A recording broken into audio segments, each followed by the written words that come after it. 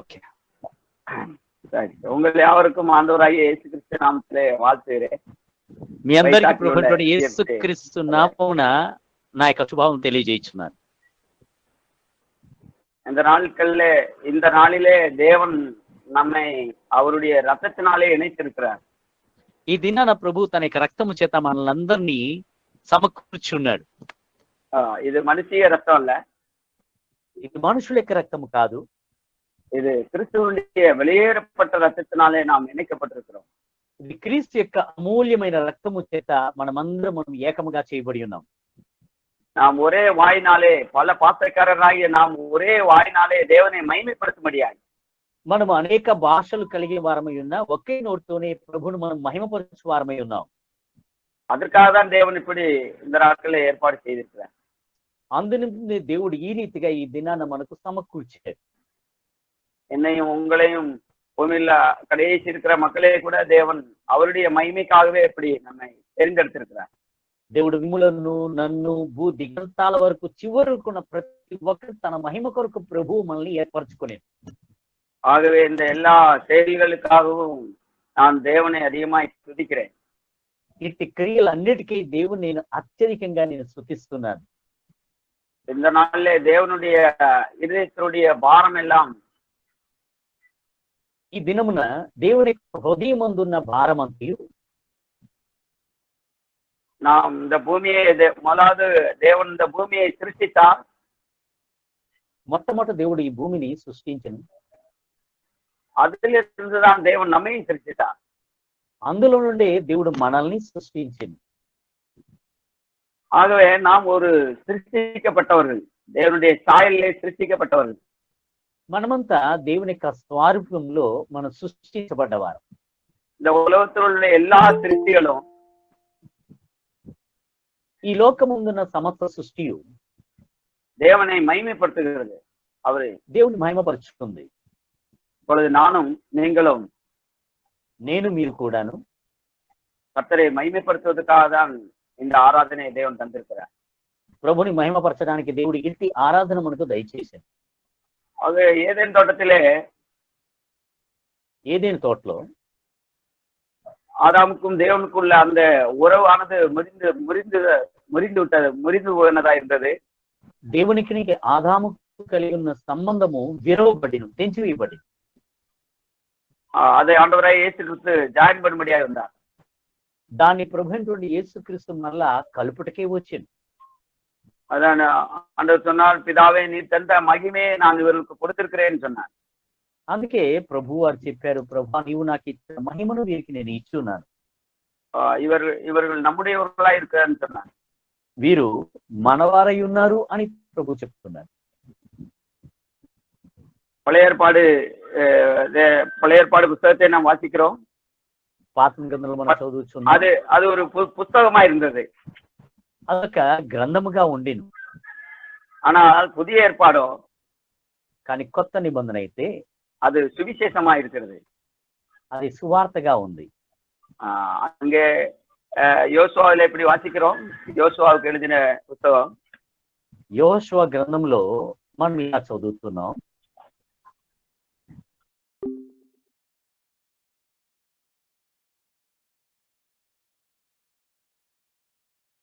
చివరి అధ్యాయం, యోషువ గ్రంథము చివరి అధ్యాయంలో మనం ఇలా చదువుతున్నాం. அங்கே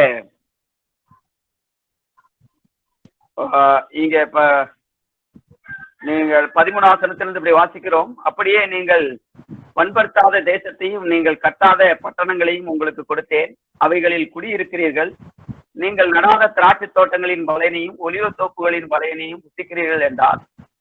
ஆகையால் நீங்கள் கர்த்தருக்கு பயந்து அவரை உத்தமமும் உண்மையுமாய் சேவித்து உங்கள் பிதாக்கள் நதிக்கு அப்புறத்திலே எகிப்தில் சேவித்த தேவர்களை அகற்றிவிட்டு கர்த்தரையே சேவிங்கள். మనం 24వ అధ్యాయము 12వ వచనం చివరి నుండి చూస్తే, మీరు సేద్యము చెయ్యని దేశమును మీరు కట్టని పట్టణములను మీకిచ్చి ఉన్నాను, మీరు వాటిలో నివసించుచున్నారు. మీరు నాటని ద్రాక్ష తోటల పండ్లను ఒలివ చెట్ల పండ్లను తినుచున్నారు. కాబట్టి మీరు యెహోవాయందు భయభక్తి గలవారై ఆయనను నిష్కపటముగాను సత్యముగాను సేవించు. మీ పితరులు నది అద్దరిని ఎగిప్తులో సేవించిన దేవతలను తొలగ ద్రోసి యెహోవానే సేవించుడి. 15வது வசனத்தில் வாசிக்கிறோம், கர்த்தரை சேவிக்கிறது உங்கள் பார்வைக்கு ஆகாததாய் கண்டால் பின்ன யாரை சேவிப்பீர்கள் என்று இன்று தெரிந்து கொள்ளுங்கள். நதிக்கு அப்புறத்தில் உள்ள உங்கள் பிதாக்கள் சேவித்த தேவர்களை சேவிப்பீர்களோ? நீங்கள் வாசம் பண்ணுகிற தேசத்து குடிகளாகிய எமோரியன் தேவர்களை சேவிப்பீர்களோ? எனக்கு தெரியாது, ஆனால் நானும் என் வீட்டாரமோ என்றால் கர்த்தரையே సేవిపోం என்றான். 15వ వచనం నుండి చూస్తే యెహోవాను సేవించడం మీ దృష్టికి కీడని తోచినట్లా మీరు ఎవరిని సేవించెదరో? నది అద్దరిన మీ పితరులు సేవించిన దేవతలను సేవించెదరో? అమోరీల దేశమున మీరు నివసించుచున్నారే, వారి దేవతలను సేవించెదరో? నేడు మీరు కోరుకోండి, మీరెవరిని సేవింప గోరిను నేను నా ఇంటి వారు యెహోవాను సేవించెదమని అనెను. 18வது வசனத்திலே வாசிக்கிறோம். 18వ వచనంలో మనం చదువుతున్నాం, தேசத்திலே குடியிருந்த எமோரியன் முதலான சகல ஜனங்களையும் கர்த்தர் நமக்கு முன்பாக துரத்தினாரே, ஆகையால் நாங்களும் கர்த்தரை சேவிப்போம், அவர் நம்முடைய தேவன் என்றார்கள். యెహోవా ఆ దేశంలో నివసించిన అమోరీయులను మొదలైన ప్రజలందరినీ మన ఎదుట నిలువకుండా వారిని తోలివేసిన వాడు. యెహోవానే సేవించదము, ఆయనయే మా దేవుడని ప్రత్యుత్తరం ఇచ్చిరి.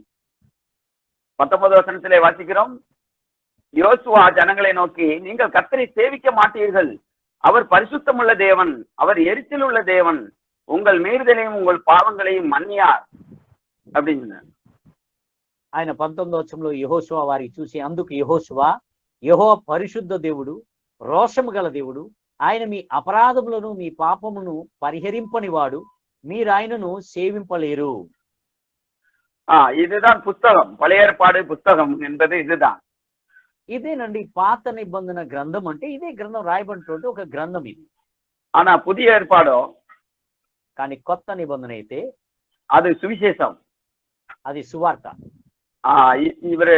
இது யோசுவாவை போல அவர் அப்படி பேசுவதில்லை, ஆண்டவராகிய இயேசு கிறிஸ்து. ప్రభువైనటువంటి యేసుక్రీస్తు యెహోషువ వలె మాట్లాడలేదు ఆయన.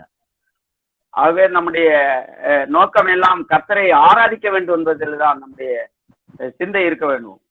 అయితే మన యొక్క తలంపు, మన యొక్క ఆలోచన అంతా నిత్యము ప్రభువుని ఆరాధించవలనని ఉండాలి మనకి. இங்க ஆகவே நாம் நம்முடைய ஆனால் தேவன் நம்முடைய தேவன், మన దేవుడు எப்போதுமே நமக்கு ஒரு நற்செய்தி மாத்திரமே அவர் செய்கிறவராய் இருக்கிறார். ఎప్పుడు మనకు ఒక శుభవార్తను అనగా ఒక మేలును చేయు దేవుడై ఆయన మనకున్నాడు. தேவனுடைய வார்த்தை எப்போதுமே சமாதானத்துக்கு ஏதுவா இருக்கும். దేవుని యొక్క వాక్యం ఎప్పుడు సమాధానకరమైనదై ఉండును. ஆனா மனிதனுடைய வார்த்தையோ அப்படி இருப்பதில்லை. కానీ మనుషుల యొక్క మాటలు అయితే ఆ రీతి ఉండదండి. ஆனால் உண்மையாய் கர்த்தரை ஆராதிக்கிற ஒரு மனிதன், నిజముగా వాస్తవముగా ప్రభువుని ఆరాధించిన ఒక వ్యక్తి, அவருடைய வாயிலே சமாதானத்துக்கு ஏதுவான வார்த்தை இருக்கும். వారికి నోట సమాధానకరమైన మాటలు ఉంటాయి.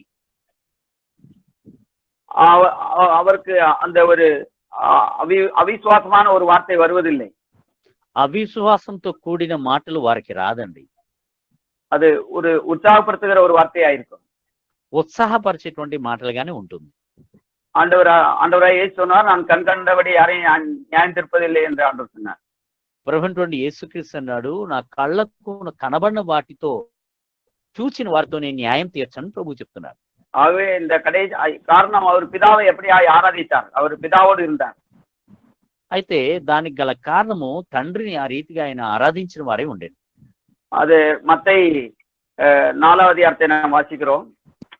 மத்தேயு எழுதின சுவிசேஷம், మత్తయి రాసినటువంటి సువార్త 4வது அதிகாரம் 4వ అధ్యాయము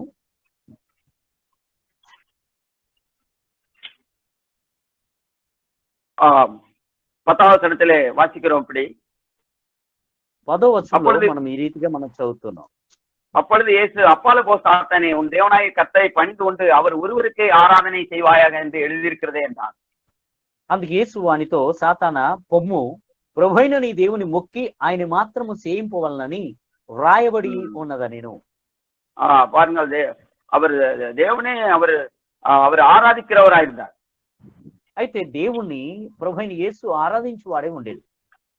நாம கூட அப்படி ஆராதிக்கிறவர்களா இருக்கும்போது మనము కూడా ఆ రీతిగా ఆరాధించే వారుగా ఉంటున్నప్పుడు நாம் நற்செய்தியை அறிவிக்கிறவர்களா இருப்போம். మనము సువార్తను మనము ప్రకటించే వారమై ఉంటాం. நம்முடைய வார்த்தையிலே அவிசுவாசமான வார்த்தை இருப்பதில்லை. మన యొక్క మాటల్లో అవిశ్వాసంతో కూడిన మాటలు ఉండవు. அதுதான் இங்கே அந்த நற்செய்தி, அந்த சுவிசேஷமா இருக்கிறது. అదే మనకి ఇప్పుడు సువార్తగా మనకు ఉంటుంది. அந்த நற்செய்தியை தான் பவுலும் மற்ற அப்போஸ்தலரும் தீர்க்கதரிசிகளும் எல்லாரும் விசுவாசத்தினால் அந்த நீதிக்கு சுதந்திரவாளியாய் மாறினார்கள். అయితే ఆ రీతిగా ఆ యొక్క అపోస్తులు కూడాను ఆ యొక్క సువార్తకు వారు అపోస్తులుగా ప్రవక్తలుగా వారు తీర్చబడ్డారు. ஆகவே நாமும் கூட ஹலோ కావున మనము కూడాను இந்த வழியாய் கர்த்தரை ஆராதிக்கிறவர்களாய் நாம் கடந்து செல்வோம். ఈ మార్గముగా మనము కూడా ప్రభుని ఆరాధించే వారిగా మనం వెళ్దాం. அப்போது நமக்கு யார் மேலும் கம்ப்ளைண்ட் இருப்பதில்லை. అప్పుడు మనకి ఎవరి మీద ఎటువంటి ఫిర్యాదులు మనకు ఉండవు. யாரோடும் தவறான அபிப்பிராயம் இருப்பதில்லை. ఎవరి మీద మనకు పొరపాటునటువంటి అభిప్రాయం మనకు ఉండదు. கர்த்தரை அப்படித்தான் நாம் கர்த்தரை சேவிக்கிறவர்களாய் இருக்க வேண்டும் என்றுதான் பிதாவானவர் விரும்புகிறார். ఆ రీతిగా ప్రభువును మనము ఆరాధించే వారుగా ఉండాలని తండ్రి దేవుడు కోరుచున్నాడు. ஆனால் இன்றைக்கு உபாகமத்திலே எங்க எப்படி வாசிக்கிறோம், 6வது அதிகாரம் உபாகமம் 6. కావున మనము ద్వితీయోపదేశ కాండము 6వ అధ్యాయంలో మనం ఈ రీతిగా మనం చదువుతున్నాము.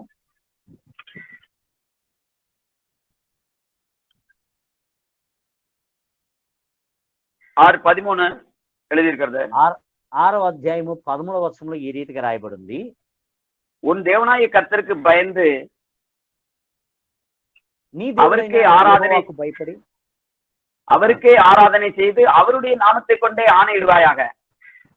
నీ దేవుడని యెహోవాకు భయపడి ఆయన సేవించి ఆయన పేరిట ప్రమాణము చేయవలెను. இதைத்தான் சாத்தானிடத்திலே ஆண்டவர் பேசினார். దీనినే అపవాది దగ్గర ప్రభు మాట్లాడాడు. சாத்தான் சொன்னான், நீர் என்னை பணிந்து கொண்டால் இந்த உலகத்தை எல்லாம் நான் உமக்கு தருவேன் என்று சொன்னான். అపవాది ఏమన్నా అంటే నీవు నాకు వంగి నమస్కరించినట్టే నేను ఈ లోకమంతా నీకు నేను అప్పగించదని చెప్పాడు. நான் ஆண்டவர் சொன்னார், అయితే ప్రభు చెప్పాడు, உன் தேவனாய கர்த்தர் ஒருவரே ஆராதிப்பாய் என்று சொன்னார். నీ దేవుడైన యెహోవాను మాత్రమే నువ్వు ఆరాధించదు అని చెప్పాడు. நாம் தேவனை ஆராதிக்கிறவர்களாய் இருப்போம் என்று சொன்னா, మనం దేవుని ఆరాధించే వారుగా మనం ఉంటామంటే தேவனுடைய ஜனங்களை நாம் நேசிக்கிறவர்களாய் இருப்போம். దేవుని యొక్క ప్రజలు మనము ప్రేమించే వారుగా మనం ఉంటాం. இப்படித்தான் இந்த நாட்களிலே நம்மையும் அப்படி அற்புதமாய் தேவன் நடத்தி வருகிறார் సహోదరులే. ఈ రీతిగా నన్నును మిమ్మల్ని ప్రభు అద్భుతముగా ఈ దినాల్లో ఆయన నడిపించు వచ్చున్నారు. இது கீழே நாம் வாசிக்கிறோம்.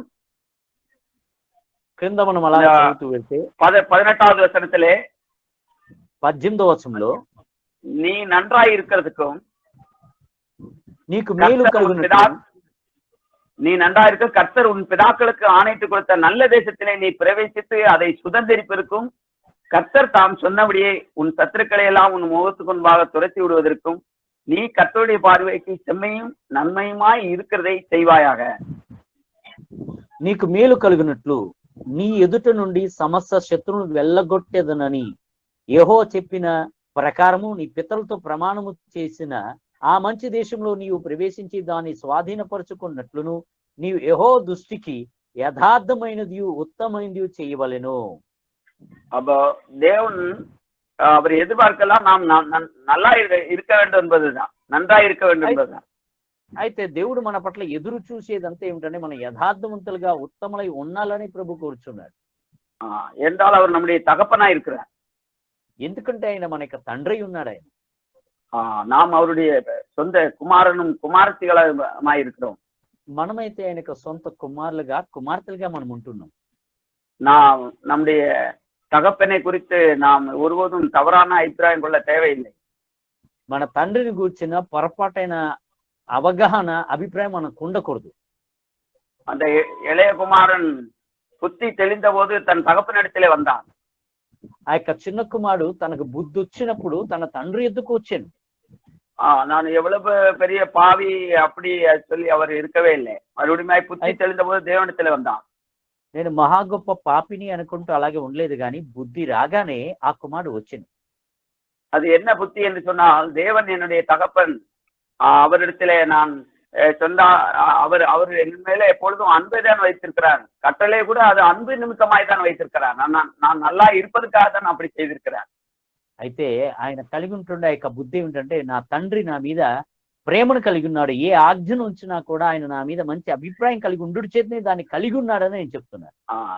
இதுதான் நற்செய்தி. ఇదేనండి శుభవార్త. ஆனா யோசுவா அப்படி சொல்லவில்லை. நீங்கள் கர்த்தரை சேவிக்க மாட்டீர்கள், உங்களை கர்த்தர் மன்னிக்க மாட்டார் என்று சொன்னார். కానీ యెహోషువ ఏమంటాడంటే, ప్రభు మీ యొక్క దేవుడు మీ యొక్క పాపం పరిహరించడు, ఆయన్ని మీరు సేవించాలని చెప్తున్నాడు అక్కడ. அதுதான் பழைய ஏற்பாடு புத்தகம். అదేనండి పాత నిబంధనను గ్రంథము అంటారు. ஆனால் புதிய ஏற்பாடோ சுவிசேஷமோ, కానీ కొత్త నిబంధన అయినటువంటి సువార్త అయితే, சகல அயக்காரனும் பாவிகளும் தேவனுடைய ராஜ்யத்தில் பிரவேசிக்கிறார்கள். అయితే సుంకరులు పాపులందరూ దేవుని యొక్క రాజ్యంలో ప్రవేశిస్తున్నారు. இது என்ன ஒரு இனிமையான செய்தி! ఇది ఎంత చక్కటి ఒక వర్తమానం అండి. எவ்வளவு ஒரு வீழ்ச்சியடைந்த பாவிக்கும் நம்பிக்கை உண்டு என்பதுதான் தேவனுடைய நற்செய்தி. ఎంతగా తొట్టిల్లి పడిపోయినటువంటి పాపికి కూడా ఒక నమ్మిక ఉంది అని చెప్పుటే శుభవార్త. எந்த ஒரு தகப்பனும் தன் பிள்ளையை எவ்வளவு பெரிய தவறு செய்தாலும் அவர் ஒரு காலம் தள்ளுவதில்லை. அதே போலதான் நம்முடைய தகப்பனும் அப்படி இருக்கிறார். ఎట్టి తండ్రైనను తన కుమారుడు ఎటువంటి పొరపాటు చేసినా ఏ కాలమందను అతన్ని తోసివేయడు. అదే రీతిగా మన తండ్రి కూడా మనకున్నారు. ஆகவேதான் அப்படி இருக்கிறபடினால் நாம் பாவம் செய்து, தேவனால் பிறந்த எவனும் பாவம் செய்ய மாட்டான் என்று எழுதியிருக்கிறது. வாசிக்கிறோம். మొదటి యోహాను పత్రికలో చదువుతున్న, దేవుడి మూలంగా పుట్టిన వారు ఎవరైనా వారు పాపము చేయరని మనం చదువుతున్నాం. தேவனால் பிறந்தவன் பாவம் செய்யான் என்று எழுதியிருக்கிறது. అయితే దేవుని మూలముగా పుట్టినవాడు పాపము చేయడని చెప్పబడింది. 3:6 వాసిக்கிறோம். మనం 3:6 3వ అధ్యాయం 6వ వచనంలో చదువుతున్నాం.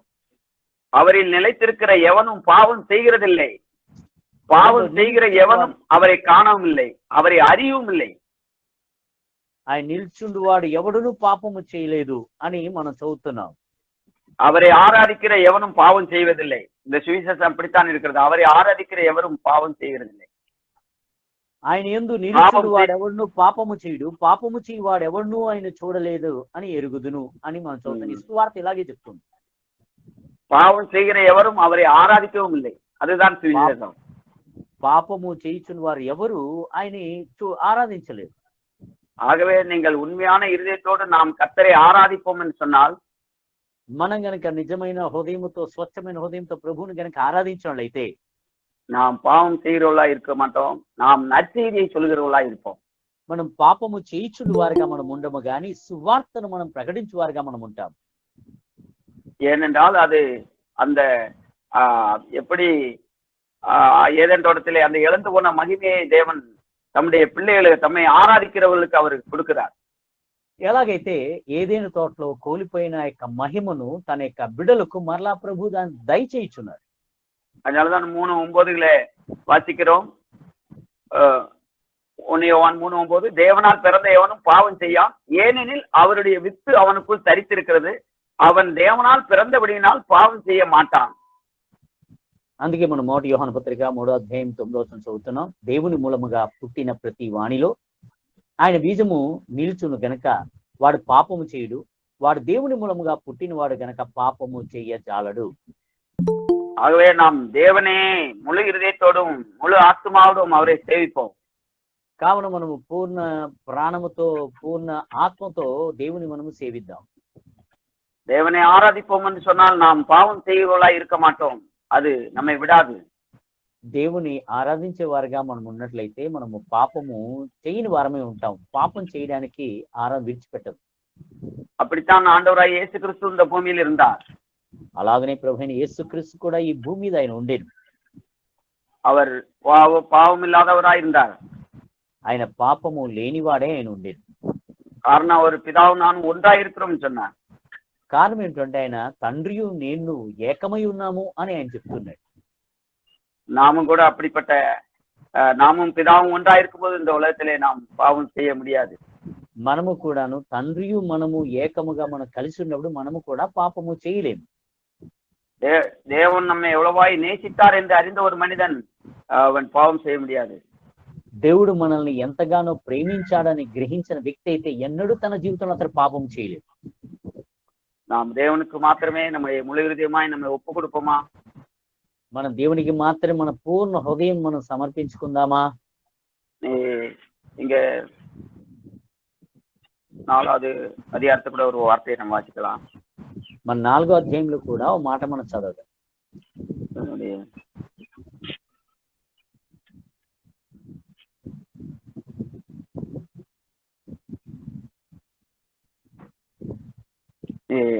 நீ 6:4 వాసిக்கிறோம். ఇశ్రాయేలే 6:4 ఉపాగమం 6:4 ద్వితీయోపదేశ కాండము 6వ అధ్యాయము 4వ వచనంలో మనం చూసినట్టే 6వ అధ్యాయం 4వ వచనం. 3ல இருந்து வாசிக்கிறோம். 3வது வசனத்திலிருந்து, இஸ்ரவேலே நீ நன்றாய் இருப்பதற்கும் உன் பிதாக்களின் தேவனாகிய கர்த்தர் உனக்கு சொன்னபடி பாலும் தேனும் ஓடுகிற தேசத்தில் நீ மிகவும் விருத்தி அடைவதற்கும் அவைகளுக்கு செவி கொடுத்து அவைகளின்படி செய்ய சமாதானமாயிரு. இஸ்ரவேலே கேள், நம்முடைய தேவனாகிய கர்த்தர் ஒருவரே கர்த்தர். நீ உன் தேவனாகிய கர்த்தரிடத்தில் உன் முழு இருதயத்தோடும் உன் முழு ஆத்மாவோடும் உன் முழு பலத்தோடும் அன்புருவாயாக. இன்று நான் உனக்கு கட்டளையிடுகிற இந்த வார்த்தைகளை உன் இருதயத்தில் இருக்க கடவுது. ఇక్కడ మనం 3వ వచనం చదివినట్లయితే, కాబట్టి ఇజ్రాయేలు నీ పితరుల దేవుడని యెహోవా నీతో చెప్పిన ప్రకారము పాలు తేనెలు ప్రవహించు దేశంలో మేలు కలిగి బహుగా అభివృద్ధి నొందినట్లు నీవు వాటిని విని అనుసరించి నడుచుకునవలెను. ఇజ్రాయేలు వినుము, మన దేవుడని యెహోవా అద్వితీయుడగు యెహోవా. నీ పూర్ణ హృదయముతోను నీ పూర్ణ ఆత్మతోను నీ పూర్ణ శక్తితోను నీ దేవుడని యెహోవాను ప్రేమింపవలెను. நாம் ஏன் நாம் வீழ்ச்சி உள்ளவர்களா இருக்கிறோம்னு சொன்னால், தேவன் நம்முடைய அன்பான தகப்பன் என்பதை அறியாதபடியினால் நாம் வீழ்ச்சி உள்ளவர்களா இருக்கிறோம். మనము పడిపోయిన వారమే మనం ఎందుకున్నామంటే, మనం ఓడిపోయిన వారుగా ఎందుకున్నామంటే, మన తండ్రైన దేవుని మనం సరిగ్గా ప్రేమ కలిగిన వాడు మనం ఎరక్కపోటు చేతనే మనము పడిపోయిన వారమే ఉన్నాం. ஆனாலும் தேவன் நம்மை நேசிக்கிறார். ఆయనను ప్రభు మనల్ని ప్రేమించుచున్నాడు. நீங்கள் எவ்வளவு பெரிய பாவியா இருந்தாலும், எவ்வளவு பெரிய பாவத்திலே வீழ்ச்சி அடைந்தாலும் தேவன் நம்மை நேசிக்கிறார்.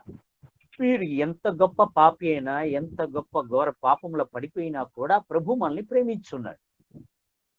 இது அப்படித்தான் லாசரு மரித்து 4 நாள் ஆயிடுச்சு, ஆனாலும் கூட நீ விசுவாசித்தால் தேவனுடைய மகிமையை காண்பாய் என்று ஆண்டு சொன்னார். అందుకే లాజరు మృతి చెంది 4 రోజులు అయినా కూడా ప్రభు చెప్తున్నాడు, నువ్వు విశ్వసిస్తే దేవుని యొక్క మహిమ నువ్వు చూచెదవని ప్రభు చెప్తున్నాడు. இங்கே கூட எசேக்கியேலும் கூட ஒரு 37வது அதிகாரத்தில் இப்படி வாசிக்கிறோம். ఇక్కడ మనం యేస్కేల్ గ్రంథంలో కూడా 37వ అధ్యాయంలో మనం ఈ రీతిగా మనం చదువుతున్నాం. நீ அவர் என்னை மனுபுத்திரனே 3வது வசனத்தை 37:3 நம்ம வாசிக்கிறோம். 37వ అధ్యాయము 3వ వచనం మనం చదువుతున్నాం. அவர் என்னை நோக்கி மனுபுத்திரனே இந்த எலும்புகள் உயிரடையுமா என்று கேட்டார். ఆయన నన్ను చూచి, నరపుత్రుడా ఎండిపోయిన ఎముకలు బ్రతకగలవా అని నన్ను అడగగా, அதற்கு நான் கர்த்தராகிய ஆண்டவரே தேவரீர் அதை அறிவீர் என்றேன். అందుకు ప్రభువైన యెహోవా అది నీకే తెలియనని నేను అంటిని. காரணம், நாம் ஒரு பாவத்திலே வீழ்ச்சியடைந்த ஒரு மனிதர்களை நாம் பார்க்கும்போது நாம் இவர்களெல்லாம் எழுந்திருப்பதற்கு எப்படி வாய்ப்பு இருக்குதுன்னு சொல்லி நம்முடைய புத்திக்கு தெரியாது. కారణం ఏంటంటే, కొంతమంది పాపంలో పడిపోయిన వారిని చూసేటప్పుడు వీరు ఏ రీతిగా లేచెదురు అనేటువంటి మన బుద్ధికి అది అందదు. ஆனால் தேவனுக்கு தெரியும் அந்த எலும்புகளை உயிரடைய அவரால் முடியும். కానీ ప్రభుకి తెలుసు ఆ ఎండిన ఎముకలు కూడా జీవము పొందేటట్టు చేయగలరని. அந்த எலும்புகளோடு ஆண்டவர் பேச சொல்லுகிறார். ఆ ఎముకలతో ప్రభు మాట్లాడమని ప్రభు చెప్తున్నాడు. இதே போலதான் இந்த நாளிலும் பாவத்திலும் உலகத்திலும் வீழ்ச்சியடைந்துள்ள நோக்கி நீ தீர்க்க தரிசனம் முறை என்று சொல்லுகிறார் ஆண்டவர். అయితే ఈ దినాల్లో కూడా పాపములోను లోకములోను పడిపోయిచున్న వారిని చూసి ప్రభు తన మాటను చెప్పమని ప్రభు చెప్తున్నాడు. அவனுக்கு நம்பிக்கை உண்டு, அதுதான் சுவிசேஷம். అయితే వారికి నమ్మిక ఉంది, అదేనండి సువార్త. நான் கூட வாலிப நாட்கள்லே, నేను కూడా యవ్వన ప్రాయంలో ரொம்ப மிகவும் சோர்வுள்ள ஒரு மனிதனா இருந்தேன். చాలా సొమ్మసిల్లిపోయిన వ్యక్తిగా నేను ఉండేవాడిని. ஆனால் ஆண்டவர் ஜாக்பூர் பிரதர் எழுதின ஒரு நம்ம படுதொழிவில் பரம நோக்கம் என்கிறதான ஒரு புத்தகம் இருக்கிறது. అయితే జాక్పూర్న్ గారు రాసినటువంటి ఒక తమిళ పుస్తకం ఉంది. భయంకరమైన ఓటమిలో పరమార్థమైన ఒక మార్గం అని ఉంది. அதுல எவ்வளவு பெரிய பாவிக்கு நம்பிக்கை உண்டு என்றதான செய்தினால் நான் உற்சாகமடைந்தேன். అందులో ఎటువంటి పాపికైనా నమ్మిక ఉంది అనేటువంటి ఒక ఉత్సాహపరిచే మాట చేత నేను తేజర్లబడ్డాను. அதற்கு பிறகு దాని తర్వాత எந்த ஒரு நான் ஒரு நாளும் அதற்கு பிறகு அதிகமாய் நான் சோர்வடைந்ததில்லை. దాని తర్వాత అత్యధికంగా నేను ఎన్నడూ సొమ్మసిల్లిపోలేదు. அதற்கு பதிலாக நான் மற்றவர்களை உற்சாகப்படுத்தும்படியாக கர்த்தர் எனக்கு உதவி செய்தார். దానికి బదులుగా ఇతరులు నేను ఉత్సాహపరచున్నట్లుగానే ప్రభు నాకు సహాయం చేశాడు. எந்த ஒரு வீழ்ச்சி அடைந்தவர்களை நான் அற்பமா எண்ணுவதில்லை. పడిపోయిన వారిని ఎవరిని నేను చులకనగా నేను ఎన్నడూ ఎంచను. என்றால் எனக்கு ஆண்டவர் நம்பிக்கை கொடுத்திருக்கிறார். ఎందుకంటే ప్రభు యొక్క నమ్మిక నాకు ఇచ్చాడు కనుక. 5வது வசனத்திலே நாம் வாசிக்கிறோம், கர்த்தராகி ஆண்டவர் இந்த எலும்புகளை நோக்கி இதோ நான் உங்களுக்குள் ஆவியை பிரவேசிக்க பண்ணுவேன், அப்பொழுது உயிர் அடைவீர்கள் என்று சொன்னார். అప్పుడు 5వ వచనంలో ప్రభు అంటాడు, ఎముకలకు ప్రభు అయిన యెహోవా సెలవిచ్చింది ఏమనగా మీరు బ్రతుకున్నట్లు నేను నీలోనికి జీవాత్మను పంపుచున్నాను అని చెప్పారు. 11வது வசனத்திலே வாசிக்கிறோம், 11వ వచనం మనం చదువుతున్నాం. அப்பொழுது அவர் என்னை நோக்கி மனுபுத்திரனே, இந்த எலும்புகள் இஸ்ரவேல் வம்சத்தார் அனைவருமே இதோ அவர்கள் எங்கள் எலும்புகள் உலர்ந்து போயிட்டு எங்கள் நம்பிக்கை அற்றி போயிட்டு நாங்கள் அறுப்புண்டு போவோம் என்கிறார்கள். 11వ వచనంలో ఆయన అంటాడు, అప్పుడు ఆయన నాతో ఇట్లను నరపుత్రుడా, ఈ ఎముకలు ఇజ్రాయెల్ అందరినీ సూచించుచున్నవి. వారు మన ఎముకలు ఎండిపోయెను, మన ఆశ విఫలమాయెను, మనము నాశనమై పోతిమని అనుకొనుచున్నారు. ஆகையால் நீ தீர்க்கதரிசனம் உரைத்து அவர்களோடு சொல்ல வேண்டியது என்னவென்றால், கர்த்தராகி ஆண்டவர் உரைக்கிறார், இதோ என் ஜனங்கள் இல்லை, நான் உங்கள் பிரேத குழிகளை திறந்து உங்களை உங்கள் பிரேத குழியிலிருந்து வெளிப்படவும் உங்களை இஸ்ரவேல் தேசத்துக்கு வரவும் பண்ணுவேன். 12వ వచనంలో ఆయన అంటాడు, కాబట్టి ప్రవచనమెత్తి వారితో ఇట్లనుము, ప్రభువుకి యెహోవా సెలవిచ్చిందేమనగా, నా ప్రజలారా మీరున్న సమాధులు నేను తెరచదును, సమాధుల నుండి మిమ్మల్ని బయటికి రప్పించి ఇజ్రాయెల్ దేశంలోనికి తోడుకొని వచ్చేదను. என் ஜனங்களே, நான் உங்கள் பிரேத குழிகளை திறந்து உங்கள் பிரேத குழியிலிருந்து வெளிப்பட பண்ணும்போது நான் கர்த்தர் என்று அறிந்து கொள்வீர்கள். నేను సమాధులు తెరచి సమాధులు ఉన్న మిమ్మల్ని బయటికి రప్పించగా నేను యెహోవానని మీరు తెలుసుకొందురు. என் ஆவியை உங்களுக்குள் வைப்பேன், నా ఆత్మను మీలో ఉంచి நீங்கள் உயிரடைவீர்கள், మీరు బ్రతుకుదురు. நான் உங்களை உங்கள் தேசத்தில் வைப்பேன், నేను మీ దేశమందు మిమ్మల్ని ఉంచెదను, அப்பொழுது நான் கர்த்தர் என்று அறிந்து கொள்வீர்கள். అప్పుడు యెహోవానగు నేనే అన్న మాట ఇచ్చి దాన్ని నెరవేర్చును మీరు తెలుసుకొందురు. இதை சொன்னேன், దీన్ని సెలవిచ్చి తిని, இதை செய்வேன், దీన్ని చేసి తిని என்று கர்த்தர் உரைக்கிறார் என்று சொல் என்றார். ఇదే యెహోవా వాక్కు అని సెలవుమని చెప్పారు. என்ன ஒரு உற்சாகமான ஒரு வார்த்தை! இப்படித்தான் இந்த நாளிலே சுவிசேஷத்தை ஆண்டவராய் இயேசு இங்க இருந்துதான் கொண்டு வந்தார். ఈ దినాన ఎట్టి ఉత్సాహభరితమైన మాట అండి. ఈ రీతిగానే ప్రభు అయిన యేసు క్రీస్తు ఇటు మాటను తీసుకొచ్చారు. அதனாலதான் இந்த எபிரேயர்ல கூட நாம் வாசிக்கிறோம், ஒரு பாவத்தின் வஞ்சையினால் கடினப்படாதபடிக்கு நாள்தோறும் ஒருவருக்கு நாம் புத்தி சொல்ல கடவோம் என்று எழுதியிருக்கிறது, உற்சாகப்படுத்த கடவோம் என்று எழுதியிருக்கிறது. అందుకే హెబ్రీయులకు రాసిన పత్రికలో మనం పాపము చేసిన వాటి బట్టి మనం నశించిపోక ఒకరి పాపము ఒకరు మరొకరు ఒప్పుకున్న వలనని చెప్పబడింది. நாம் அநேகர் நம் நம்பிக்கை எட்டவர்களா இருக்கிறோம். మళ్ళీ అనేకులు నిరీక్షణను కోల్పోయిన వారమై మనం ఉన్నాం. அது நம்முடைய மனதில் தான் அப்படி இருக்கிறது. అది మన యొక్క మనసులోనే అలా ఉంటుంది. ஆனா அது தகப்பனிடத்தில் நம்முடைய பிதாவினிடத்தில் அப்படிப்பட்ட, ஆனா நம்முடைய பிதாவினிடத்தில் நமக்கு நம்பிக்கையோட தான் அவர் காத்திருக்கிறார். అయితే మన తండ్రి యొద్ద అయితే ప్రభు మనల్ని నమ్మికతోనే మన పట్ల ఆయన ఎదురు చూస్తున్నాడు. இந்த சுவிசேஷத்தில் தான் பவுலும் நாமும் உடன் பங்காளிகளா இருக்கிறோம். అయితే ఇట్టి సువార్తకే పౌలును మేము మనము కూడాను తోటి భాగస్సులుగా మనం ఉన్నాం. இந்த வார்த்தை தான் என்னையும் இந்த நாளிலே நடத்தி சென்றது. ఈ వాక్యమే ఈ దినాన నన్ను నడిపించుచున్నది. என்னுடைய பாவத்தினால் என்னுடைய சரீரம் எல்லாம் அழுகி நாட்டமெடுத்த ஒரு நிலையில் இருந்தேன். నా పాపము చేత నా శరీరం అంతా కుళ్ళిపోయి దుర్గంధము వీచున్న స్థితిలో ఉండేవాడిని.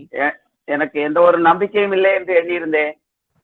నాకెట్టి నిరీక్షణ లేనివాడిగా నేను ఉండేవాడిని. ஆனா கர்த்தர் சொன்னார், కానీ ప్రభు చెప్పాడు, நீ விசுவாசித்தால் தேவனுடைய மகிமையை காண்பாய்.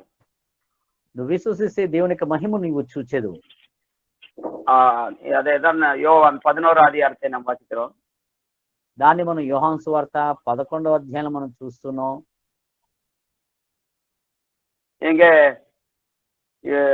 11, 21 వాసిக்கிறோம். 11వ అధ్యాయము 21వ వచనంలో మనం యోహాను సువార్తలో మనం చదువుతున్నది, மார்த்தாள் இயேசுவினிடத்தில் வந்து, ஆண்டவரே நீர் எங்கே இருந்தேரானால் என் சகோதரன் மரிக்க மாட்டான் என்றார். మార్త యేసున్న చోటుకు వచ్చి, ప్రభా నీవు ఇక్కడ ఉన్న ఎడల నా సహోదరు మరణించేవాడు కాదని ఆమెతో చెప్పాను. ఆయనతో, இப்பொழுதும் நீர் தேவனிடத்தில் கேட்டுக்கொள்வது எதுவோ அதை தேவன் உமக்கு தந்தருவார் என்று அறிந்திருக்கிறேன் என்றால். అయితే ఇప్పుడు నువ్వు దేవుని యొద్ద నీవు ఏదైతే అడుగుచున్నావో, ఏం అడిగినో దేవుడు దాన్ని నీకు అనుగ్రహించు నేను ఎరుగుదును అని చెప్తుంది. இயேசு அவளை நோக்கி உன் சகோதரன் உயிர்த்து வந்திருப்பான் என்றார். అందుకు యేసు ఆమె తట్టు చూచి నీ సహోదరుడు మరలా లేచునని ఆమెతో చెప్పగా, அதற்கு மார்த்தாள் உயிர்த்தெழுதல் நடக்கும் கடைசி நாளிலே அவனும் உயிர்த்து வந்திருப்பான் என்று அறிந்திருக்கிறேன் என்றால். అయితే అందుకు ఆమంటది, ఆ చివరి పునరుద్ధాన దినమున అతడు కూడా లేచును అని నేను నమ్ముచున్నానని చెప్తుంది ఆవిడ.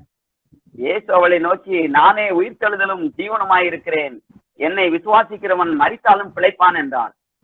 అందుకు యేసు అంటాడు, పునరుద్ధానము జీవము నేనే, నా యందు విశ్వాసం ఉంచువాడు చనిపోయిన బ్రతుకును, உயிரோடு இருந்து என்னை విశ్వాసం ఉంచువాడు బ్రతుకును ప్రతివాడని చెప్పాను. உயிரோடு இருந்து என்னை விசுவாசிக்கிறவன் எவனும் என்றென்றைக்கும் மறியாமல் இருப்பான், இதை நீ விசுவாசிக்கிறாயா என்றார். నా యందు విశ్వసించి ప్రతివాడు ఎన్నటికీ చనిపోడు, ఈ మాటను నమ్ముచున్నావని ప్రభు అడిగింది. அதற்கு அவள், ஆம் ஆண்டவரே, நீர் உலகத்தில் வருகிறவரான தேவகுமாரனாய கிறிஸ்து என்று நான் விசுவாசிக்கிறேன் என்றார். అందుకు ఆమె, అవును ప్రభా, నీవు లోకమునకు రావాల్సిన దేవుని కుమారుడు అయిన క్రీస్తు అని నమ్ముచున్నానని ఆయనతో చెప్పింది. இந்த மரியாளுடைய விசுவாசத்தை கண்டுதான் தேவன் லாசருவை எழுப்பினார். అయితే మరి యొక్క విశ్వాసం చూచే ప్రభు చనిపోయిన లాజరుని లేపగలిగింది.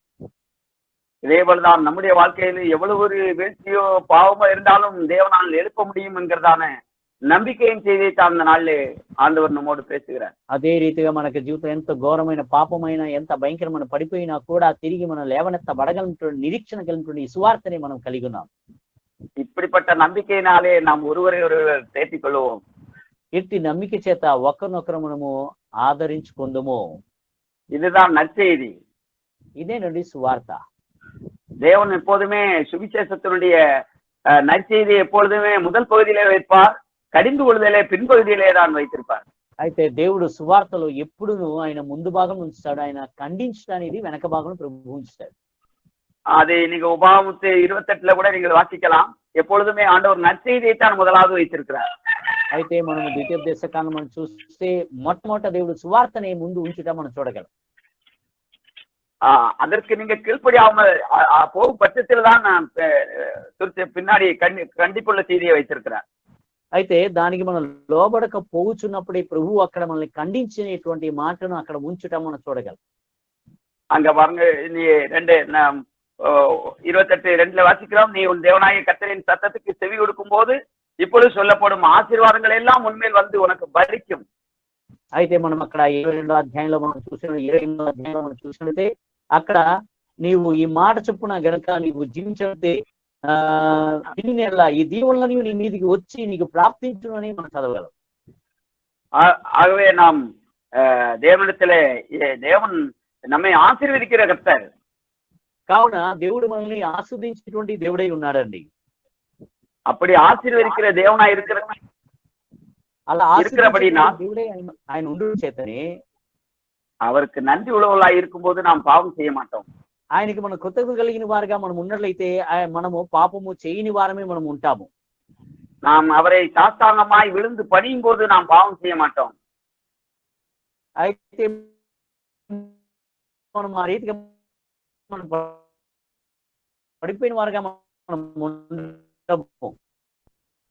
நாம் உலகத்தை சாஷ்டாங்கமாய் விழுந்து பணியும் போதுதான் நாம் பாவம் செய்கிறவர்களா இருக்கிறோம். మనము లోకంలో పడి అపవాదైన సాతాను నమస్కరించినప్పుడే మనం పడిపోయిన వారుగా మనం ఉండగలం. ஆகவே வரக்கூடிய நாட்களே நம் தேவனாய கர்த்தர் ஒருவரையே நாம் சேவிப்போம். రాబోతున్న దినముల్లో మన దేవుడిని యెహోవాను మాత్రమే మనం సేవిద్దాం. அவரை முழுவதுமாய் நாம் சாத்தாங்கமாய் அவர் பாதத்திலே விழுவோம். సాష్టాంగముగా మనము ఆయన పాదం మీద మనం పడదాం. கர்த்தர் நம்மை எல்லா ஜனத்துக்கு மேலாய் நம்மை உயர்த்துவார். அப்படித்தான் என்னையும் உயர்த்தி வைத்திருக்கிறார். இன்னும் அதிலே நான் பூரணமாகவில்லை. அதே పూర్ణத்தை నోకి పోகிறேன். ప్రభు సమస్త జన్మ కంటే మనం అత్యధికముగా మన ఉన్నతమైన స్థితిలో మనం నిలబెడతాడు. ఆ రీతిగానే ప్రభు నన్ను తీసుకొచ్చాడు. ఇంకా నేను పరిపూర్ణ పరిపూర్ణ పట్టు నేను వెళ్తున్నాను. கடந்த இந்த நாள்ல கூட ஆண்டவர் பேசினார், நான் எப்பொழுதும் கடிந்து கொள்ளுகிற ஒரு மனுஷனாய் நீ இருக்கக்கூடாது, நான் ஒரு தகப்பன் பிள்ளையை போல நீ நான் இருக்க வேண்டும் என்று ஆண்டவர் என்னோடு பேசினார். అయితే ప్రభు నాతో ఈ మధ్యకాలం మాట నేను ఖండించేటువంటి బిడ్డగా నువ్వు ఉండకూడదు, నిత్యము ఒక తండ్రి కుమారుడు వలె మనం ఉండాలని ప్రభు చెప్పారు. அப்படிப்பட்ட ஒரு உறவுதான் என்றென்றைக்கும் நிலைத்திருக்கும். అటువంటి ఒక సంబంధమే నిత్యము నిలిచి ఉంటుంది.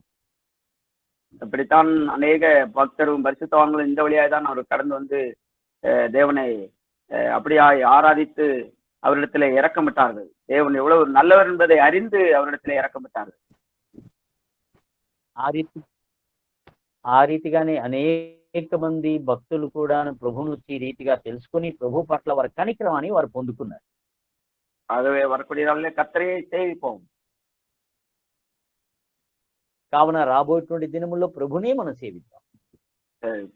அந்த ஒரு என்னுடைய வாலிப நாள் தொடங்கி இந்நாள் வரைக்கும் அவர் எல்லா சூழ்நிலையிலும் அவர் அப்படித்தான் என்னை இந்த ஒரு ஒரு உண்மையுள்ள உத்தமுள்ள சாட்சியாய் அவர் என்னை நிறுத்தியிருக்கிறார். அதுக்காக நான் தேவனை துதிக்கிறேன். యవన ప్రాయం మొదలుకొని ఈనాటి వరకు నన్ను నమ్మకమైన సాక్షిగా ప్రభు నన్ను నిలబెట్టారు కనుక అందరిని బట్టి ప్రభుని ఎంతగానో నేను స్తుతించుతున్నాను. நான் பூரணமாய் இருந்தபடினால் அப்படி அவர் நிறுத்தவில்லை. నేను పరిపూర్ణ గనక కావున ప్రభు నన్ను ఆ రీతిగా నిలబెట్టలేదు కానీ அவர் என்மேல் கொண்டிருந்த அன்பினால் அவர் அப்படி செய்தார். ఆయన నా మీద కలిగిన ప్రేమను బట్టి ఆయన ఆ రీతిగా చేశారు. ஆகவேதான் நான் உங்களை நேசித்தது போல நீங்களும் ஒருவரை ஒருவர் நேசிங்கள் என்று சொன்னார். కావున నేను మిమ్మల్ని ప్రేమించుచున్నట్లు మీరు ఒకరినొకరు ప్రేమించుడని ప్రభు చెప్పారు. இந்த சுவிசேஷத்தை தான் ஆண்டவர் இலவசமாய் பெற்றீர்கள், இலவசமாய் கொடுங்கள் என்று சொன்னார். ఈ సువార్తనే ప్రభు మీరు ఉచితంగా పొంది తిరిగి ఉచితంగా ఇవ్వుడని ప్రభు చెప్తున్నారు. வரக்கூடிய நாட்களில் இன்னும் அதிகமாய் தேவன் நம் யாவரையும் இப்படி உண்மையான உத்தம இருதயத்தோடு கர்த்தரை சேவிக்கிறவர்களாய் பவுல் சொன்னது போல கடைசியாக சொன்ன வார்த்தை. అయితే రానున్న దినముల్లో ప్రభు మనల్ని యథార్థంగా ఆయన సేవించేవారుగా పౌలు చెప్పినట్టు చివరి దినాల్లో చెప్పినట్టుగా అపోస్తలర్ 20వ అధ్యాయం అపోస్తల కార్యములు 20వ అధ్యాయాన్ని మనం చదువుకున్నాం. అపోస్తల కార్యములు 20 19వ వచనాన్ని మనం చూద్దాం. 20వ అధ్యాయము 19వ.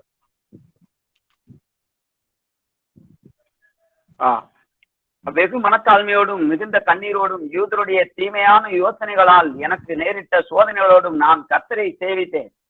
அதுதான் நம்முடைய ரெக்கார்டா இருக்க வேண்டும்.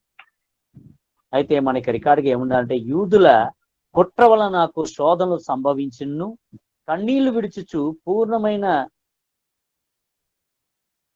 వినయ భావముతో నేను ఎలాగూ ప్రభువును సేవించుచుంటినో మీకే తెలియను.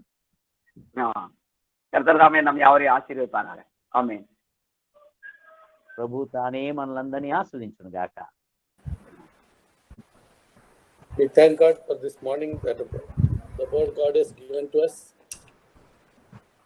இந்த காலை நேரத்துல கர்த்தர் நமக்கு கொடுத்த வசனத்திற்காக கர்த்தரை ஸ்தோத்திரிக்கிறோம். Peter, you can translate in Telugu. దేవుడు ఉదయకాలంలో మనకి ఇచ్చిన వాక్యాన్ని బట్టి దేవుని స్తుతించుకుందాము. And today we heard that from Joshua 24. ఈ రోజున యెహోషువ గ్రంథము 24వ అధ్యాయం నుండి మనము వాక్యం విన్నాము. ఈ దినమున యెహోషువ గ్రంథము 24వ అధ్యాయం నుండి మనం వాక్యం విన్నాము. இந்த காலை வேளை நம்ம யெகோஷுவ புத்தகத்திலிருந்து 24வது அதிகாரத்திலிருந்து வசனத்தை நாம் கேட்டோம்.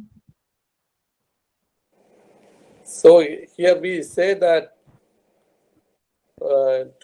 Joshua 24:14. ఇక్కడ யெகோஷுவ గ్రంథం 24 సారీ తెలుగులో మొదలు சொல்லிங்க బ్రదర్, நான் தமிழ்ல சொல்லிறேன். கொஞ்சம் இதுவா இருக்கு. அவர் Telugu tell in translate in Telugu, then Tamil. Okay. యేషువ గ్రంథము 24వ అధ్యాయము 14వ వచనం చూసుకుందాము. யோசுவாவின் புத்தகம் 24வது அதிகாரம் 14வது வசனத்தை நாம் பார்ப்போம். We heard that now therefore fear the Lord and serve him in sincerity and truth, and put away the gods which your father served beyond the river and Egypt, and serve the Lord.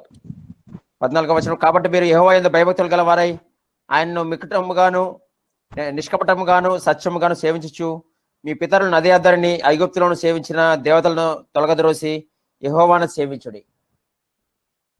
கர்த்தராகிய தேவனுக்கு நீங்க பயந்திருந்து நீங்க உண்மையுள்ள இருதயத்தோடும் உண்மையோடும் கர்த்தரை சேவிப்பார்களாக.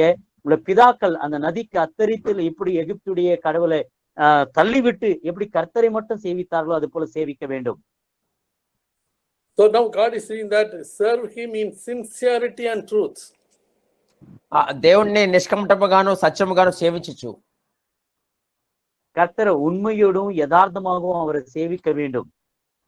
So we heard, we know that when Jesus came and said, the days are coming, the true worshipper will worship him and serve him truth, spirit and truth. ఆయన్ను ఆరాధించువారు సత్యముతోనూ ఆత్మతోనూ సత్యంతోనూ ఆరాధించు కాలం వచ్చున్నదని యేసు ప్రభు చెప్పినారు. கர்த்தராகிய இயேசு கிறிஸ்து பிதாவின் தேவனை ஆராதிக்கிற காலம் ஆவியோடும் உண்மையில் ஆராதிக்கிற காலம் வரப்போகிறது என்று சொன்னார். That sincerity in the spirit, ఆత్మలో నిష్కాపట్యము, ஆவியில் உண்மையுள்ளவராய் இருக்க வேண்டும். So God, so this only God can know that. దేవుడు మాత్రమే దాన్ని తెలుసుకోగలరు. கர்த்தர் மட்டுமே அந்த நிஷ்கபடமாய் இருப்பது கர்த்தர் அறிவார். That if I want to know that if I want to know about myself, the truth about myself, నా విషయమై నేను సత్యం తెలుసుకోవాలంటే என்ன குறித்து நான் உண்மையை நான் அறிய வேண்டும் என்றால் I have to walk with him. నేను ఆయనతో నడవలసి ఉన్నది. நான் அவரோட நடக்க வேண்டியதா இருக்கிறது. If I walk with them, recently that Brother Zach said that one brother asked a question to Brother Zach, how can I live in humility? ఒక గద్దెనములో ఒక సహోదరుడు జాక్ గారితో నేను ఏ విధముగా దీనత్వంలో నడవగలను అనే ఒక ప్రశ్న వేస్తున్నారు. கடந்த நாட்கள்ல சகோதரர் ஜாக்கோட ஒரு சகோதரி கேட்டாராம், நான் என்னை நான் தாழ்த்தி கொண்டு எப்படி நான் வாழ்வது என்று ஒரு வார்த்தையை கேட்டார். And he said, first you try have a fellowship with the humble people first. మొట్టమొదటిగా నీవు దీనులతో సహవాసం కలిగి ఉండని జాక్ గారు చెప్పారు. அதற்கு சகோதரர் ஜாக் சொன்னார்களா, முதல் நீ ரொம்ப தன்னை தான் தாழ்த்திக்கிட்டு இருக்கிற அந்த மக்களோட முதல்ல நீ பழகுன்ற வார்த்தையை சொன்னாராம். Yeah, first you have a fellowship with that humble people, then that humblest person in the world who ever walked in this earth was Jesus, and if you walk with him and fellowship with him, then you will be more humble like him. మొట్టమొదటిగా నీవు దీనులతో సహవాసం కలిగి ఉండు, తర్వాత ఈ లోకంలో అందరికంటే ఎంతో దీనముగా జీవించిన యేసు ప్రభువుతో నడిచి ఆయనతో సహవాసం కలిగి ఉన్నట్టయితే నీవు ఈ లోకంలో దీనుడిగా ఉండగలవని సేవకులు చెప్పారు. சகோதரர் ஜாக் சொன்னார்களா, முதலாவது நீ தாழ்மையுள்ள மக்களோடு நீ பழகு, அது மட்டுமல்ல இந்த உலகத்திலேயே மிகுந்த தாழ்மையுள்ள ஒரு மனிதன் இயேசு கிறிஸ்து, அவரோடு நீ நடந்தால் நீயும் தாழ்மையுள்ள ஒரு மனிதனாக நீ இருப்பாய் என்று சகோதரர் கூறினார்களாம். So that we see that one verse in Ephesians chapter 5. ఎఫెసీయులకు రాసిన పత్రిక 5వ అధ్యాయము, ఎఫెసీయులకు எழுதின నిరుబం 5వ అధ్యాయం. So here says verse 1, therefore be imitators of God as beloved children. మొట్టమొదటి వచనం, కావున మీరు ప్రియులైన పిల్లల వలె దేవుని పోలి నడుచుకోండి. அத முதல் வசனத்துல ஒரு வசனம் சொல்லப்பட்டிருக்கு, ஆகையால் கர்த்தருக்கு பிரியமுள்ளவர்கள் நீங்க கர்த்தரை போல் நீங்க நடந்து கொள்ளுங்க, பிள்ளைகளை போல நடங்கள் சொல்லப்பட்டிருக்கு. So that when we see Jesus Christ, that Jesus said that I will serve and worship God alone. మనం యేసు ప్రభువుని చూసినట్టయితే యేసు ప్రభు నేను దేవుణ్ణి మాత్రమే మొక్కి ఆయన మాత్రమే సేవిస్తానని చెప్పినారు. கர்த்தராகிய இயேசு கிறிஸ்து இது போல கூறுகிறார், நான் பிதாவாகிய தேவனை மட்டும்தான் நான் வணங்கி அவரை நமஸ்கரிப்பேன் என்ற வார்த்தையை சொல்கிறார். So if I want to be if I am a imitator of God, imitator of Jesus Christ, నేను యేసుక్రీస్తు ప్రభువును వెంబడించవాలంటే అనుకరించవాలంటే நான் கர்த்தராகிய இயேசு கிறிஸ்து நான் பின்தொடர வேண்டும் என்றால் I also have to say the same thing. I will serve and worship God alone. నేను దేవుణ్ణి మాత్రమే ఆరాధించి దేవుని మాత్రమే సేవిస్తానని మనం కూడా చెప్పవలసి ఉన్నది. ஆகையால் நாம கூட இது போல நம்ம கூற வேண்டும். கர்த்தராகிய இயேசு கிறிஸ்து சொன்னது போல பிதாவாகிய தேவனை நான் உண்மையோடு ஆவியோடு கர்த்தரை ஆராதிப்பேன்னு சொல்ல வேண்டும். So how can I serve him? నేను ఆయన్ను దేవుణ్ణి ఏ విధంగా నేను సేవించగలను? எப்படி நான் தேவனை நான் சேவிப்பேன்?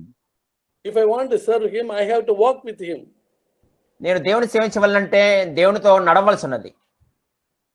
நான் தேவனை சேவிக்க வேண்டும் என்றால் அவரோடு நான் நடக்க வேண்டியதாக இருக்கிறது.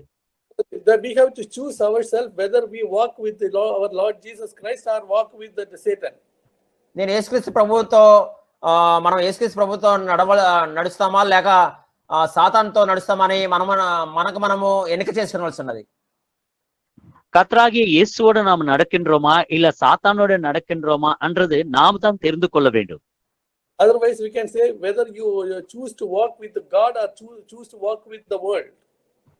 దేవునితో నడుస్తామా లేక లోకంతో నడుస్తామా అనేది మనము ఎన్నిక చేసుకోవాల్సి ఉన్నది. நாம் தான் கர்த்தராகிய இயேசு கிறிஸ்துவோடு நடப்பதா இல்ல உலகத்தோட நடப்பதா தெரிந்து கொள்வது நம்முடைய பணி. So Joshua told that choose yourself whether to you serve our God or you serve that other gods in this nation. Choose yourself. మీరు మన దేవుని సేవిస్తారా లేకపోతే అన్య దేవతలను సేవిస్తారా, మిమ్మల్ని మీరు ఎన్నుకోండి అని చెప్పేసి యోషువా చెప్పినారు. யோசுவா கூறுகிறார், நம்முடைய உண்மையான கர்த்தராகிய தேவனை சேவிப்பீர்களா இல்ல அந்நிய தேவர்களை சேவிப்பீர்களா என்று சொல்கிறான். So here that Jesus is saying, that the Holy Spirit is saying that, beloved children, you imitators of God and walk with Jesus Christ, walk with him. ఇక్కడ ఎఫెసీ రాసిన పత్రికలో పౌలు ప్రియులైన పిల్లల వలె దేవుని పోలి నడుచుకోండి అని చెప్తున్నారు. இங்க பவுல் எபேசியர் எழுதின நிருபத்துல மக்களை விசுவாசிகளை கண்டு சொல்கிறார், எனக்கு அன்புள்ள பிள்ளைகளை நீங்க தேவனை போல நடந்து கொள்ளுங்கள் என்று சொல்கிறார். So here he says that how can I walk in love? ప్రేమ యందు నడుచుకోండి. எப்படி நாம் நடப்பது? அன்பில் மட்டுமே நாம் நடப்பது. So that when I was thinking of that, Lord, what is that walking in love? ప్రేమ కలిగి నడుచుకోండి అంటే ఏంటని చెప్పి నేను ఆలోచిస్తుంటున్నాను. அன்புடன் நடப்பது என்னென்று நான் யோசித்துக் கொண்டிருக்கையில this love is not that earthly love. ఈ ప్రేమ భూ సంబంధమైన ప్రేమ కాదు. இந்த அன்பு உலக பிரகாரமான அன்பு அல்ல. So he walked and he asked us to walk just as Christ loved us and gave himself up for us as offering and a sacrifice to God as a fragrant aroma. క్రీస్తు మనల్ని ప్రేమించి పరిమళ వాసనగా ఉండటకు మన కొరకు తన్ను తాను దేవునికి అర్పణముగాను బలిగాను అప్పగించుకున్న ప్రకారము கிறிஸ்து தன்னைத்தான் நம்மளை நேசித்து அன்பு கூர்ந்து சுவாசனையாக எப்படி அவர் நமக்காக தன்னைத்தான் தேவனுக்கு அர்ப்பணமாகவும் பலியாக அர்ப்பித்துக் கொண்டாரோ அது போல நாமளும் அன்புடன் நடந்து கொள்ள வேண்டும் என்று 2வது வசனம் சொல்லப்பட்டது. So that this is what the Lord is speaking to me. ఈ వాక్యం ద్వారా దేవుడు నాతో మాట్లాడుచుండినారు. இந்த வார்த்தையினால் கர்த்தர் என்னோடு பேசினார். And so the Lord showed me the verse in Romans chapter 14. రోమీయులు రాసిన పత్రిక 14వ అధ్యాయంలో ఒక వాక్యం దేవుడు నాకు చూపించినారు. ரோமிலுக்கு எழுதின நிருபத்துல 14வது அதிகாரத்துல கர்த்தர் ஒரு வசனத்தை எனக்கு காட்டினார். That if you walking, if I am walking, if you are walking with me in love, ప్రేమ కలిగి నాతో నడిచినట్టయితే, அன்புடன் நீங்கள் என்னோடு நடந்தால், verse 10 it says, why do you judge your brother? 10వ వచనంలో నీవెందుకో నీ సహోదరునికి తీర్పు తీర్చదవు. 10வது வசனம் சொல்லப்பட்டிருக்கு, உன்னுடைய சகோதரனை ஏன் தீர்ப்பு தீர்க்கிறாய் என்று சொல்லப்பட்டிருக்கு. And why do you regard your brother with contempt? నీ సహోదరుని నిరాకరింపనేలా, உன்னுடைய சகோதரன் எதற்கு நீர் கண்டிக்கிறாய் என்று கேட்கிறார். கண்டிக்கிறாய் இல்ல, that means contempt means that you are looking down your brother. నీ సహోదరుని ఎందుకు నువ్వు చిన్న చూపు చూస్తున్నావు, తక్కువ చేసి చూస్తున్నావు? உன்னுடைய சகோதரனையே நீ அவனை கீழ்த்தரமாக என் பார்க்கிறாய். So far we will all stand before the Lord in the judgment seat of God. మనమందరము దేవుని న్యాయపీఠం ఎదుట నిలుతుము. நாம் எல்லோரும் நியாயஸ்தானத்தில் நாம் நிற்க வேண்டும். So this is what the Lord was speaking to me. If I walk with him in love, ప్రేమ కలిగి నేను ప్రభుతో పాటు నడిచినట్టయితే, அன்போடு கர்த்தரோடு நாம் நடந்தால், so that I have that judge, yeah, it is in our spirit, in our heart, it is in the flesh, it is in our flesh judging others.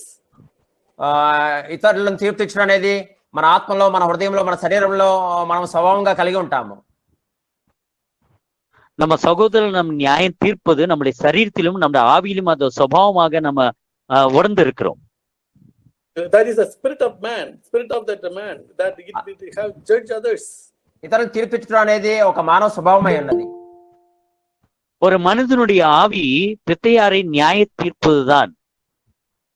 So but if I walk with him, కానీ నేను ప్రభుతో పాటు నడిచినట్టయితే, ஆனால் நான் தேவனோடு நான் நடந்தால், I will, so that the judging others will be reduced little by little. కొంచెం కొంచెంగా ఇతరులు తీర్పించడం అనేది నాలో తగ్గిపోతా ఉంటది. பித்தையாரை நான் நியாயம் தீர்ப்பது வர வர கம்மியாகிக் கொண்டே இருக்கும் நான் கர்த்தரோடு நான் நடந்தால்.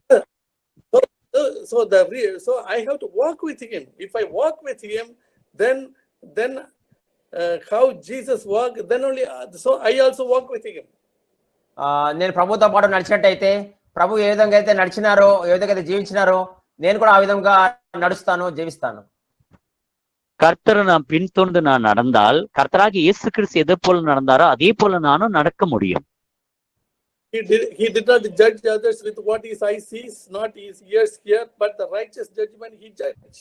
కనులకు కనబడిన దాన్ని బట్టి, చెవులతో విన్న దాన్ని బట్టి ప్రభు తీర్పు తీర్చలేదు, కానీ ఆయన న్యాయమైన తీర్పు. கர்த்தராகி இயேசு கண்களால் காணது பற்றி, அதே போல காதுகளால் கேட்டதன் பற்றி அவர் நியாயம் தீர்க்காமல் அவர் நியாயமாகவே அவர் தீர்ப்பு தீர்த்திருக்கிறார். So if I walk with him, I will not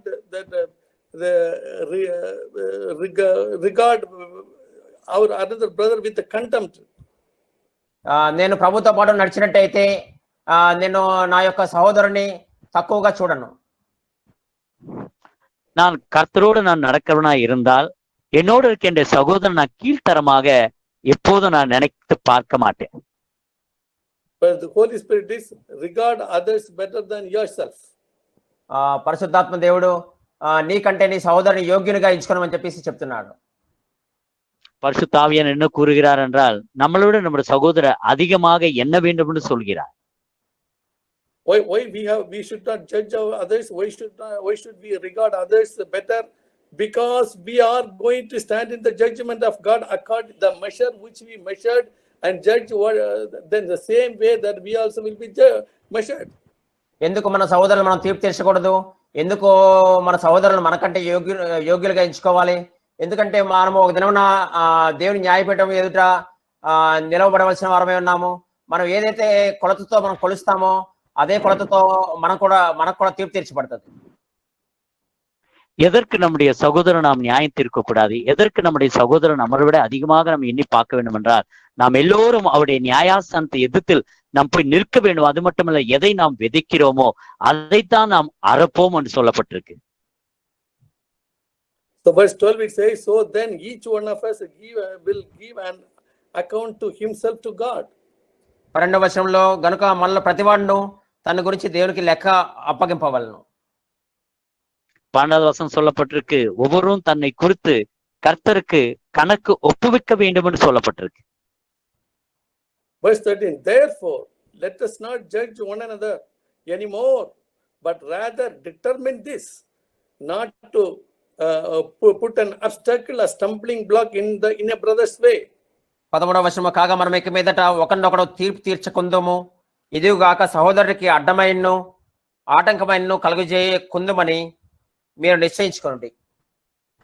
11வது வசனத்துல சொல்லப்பட்டிருக்கு, ஆகையால் இதற்கு மேல் நம்முடைய சகோதரன் நம் தீர்ப்பு தீர்க்காமல், நம்முடைய சகோதரருக்கு எவ்விதமான தடையை நம்ம எதுவும் உண்டாக்காமல் நம்ம இருக்க கடவுதுன்னு சொல்லப்பட்டிருக்கு.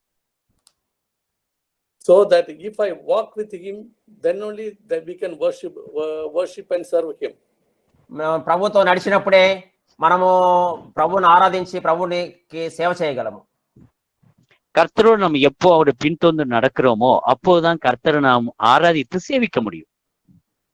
And he said, walk in love. ప్రేమ కలిగి నడుచుకోండి అని ప్రభు చెప్పినారు. அவர் அன்புடன் நடந்து கொள்ளுங்கள் என்று கர்த்தர் சொல்கிறார். Yeah, so that this is also one of the things. First we say that walk in love is not to judge others and not to regard others in a lower way. And the third thing, if I walking in love, that I will not be an obstacle or a stumbling block in a brother's way. ప్రభు ప్రేమ కలిగి నడుచుకుంటా అంటే ఇతరులు తీర్పు తీసుకుంటుట మరియు ఇతర సహోదరులను చిన్న చూపుతో తక్కువ చేసి చూడకుండుట అనే అర్థము. అంతేకాకుండా మన సహోదరుల యొక్క మార్గంలో మనము ఆటంకముగా ఉండకుండుట అనే అర్థము. அன்புடன் நம் நடந்து கொள்வது என்றால் நம்முடைய சகோதரன் நாம் தீர்ப்பு தீர்க்க மட்டுமல்ல, நம்முடைய சகோதரன் நம்ம கீழ்த்தரமா பார்ப்பது மட்டுமல்ல, மூன்றாவதாக நம்முடைய சகோதரருடைய வழியில் எவ்விதமான தடையை நாம் உண்டாக்காமல் இருப்பதுதான் அன்பில் நடப்பது. So that brothers and sisters, this is rooted in our flesh. సహోదర సహోదరులారా, ఇది మన యొక్క శరీరంలో నాటబడినది. ஆகையால் கர்த்தருக்கு பிரியமான சகோதர சகோதரர்களே, நம்முடைய சரீரத்தில் இது வேரூண்டப்பட்டிருக்கிறது. So but we are not going to be discouraged. కానీ మనం నిరుత్సాహపడము. ஆகையால் நாம் சோர்ந்து போகக்கூடாது. Yeah, that we are dead like a dead bone. ఒక చచ్చిన ఎముక వలె, ఎండిపోయిన ఎముక వలె మనము చచ్చిన స్థితిలో ఉన్నాము. நாம் எல்லோரும் காந்த எலும்புகளாக அந்த நிலையில நம்ம இருக்கிறோம். But the Lord says, do you know that whether this dead bone, dry bone will rise? ఈ ఎండిన ఎముకలో బ్రతకగలవా అని దేవుడు అడుగుచున్నాడు. ஆகையால் கர்த்தர் கேட்கிறார், இந்த காய்ந்து போன எலும்புகள் மீண்டும் உயிர் அடையுமா என்று கேட்கிறார். But if I walk with him, the one who raised Lazarus from dead, and he will also raise us from that situation. కానీ మనం ప్రభుతో నడిచినట్టయితే ఏ విధముగా ప్రభు లాజరును సమాధిలో లేపినారో ఆ విధముగా మనల్ని కూడా ఆ పరిస్థితి నుండి పైకి లేపుతారు. நாம் கர்த்தரோடு நடப்பவர்களாய் இருந்தால், எது போல மரித்த லாசரை சமாதியிலிருந்து எழுப்பினாரோ அதே போல அந்த சூழ்நிலிருந்து நம்மளையும் கர்த்தர் எழுப்பத்தக்கவராய் இருக்கிறார்.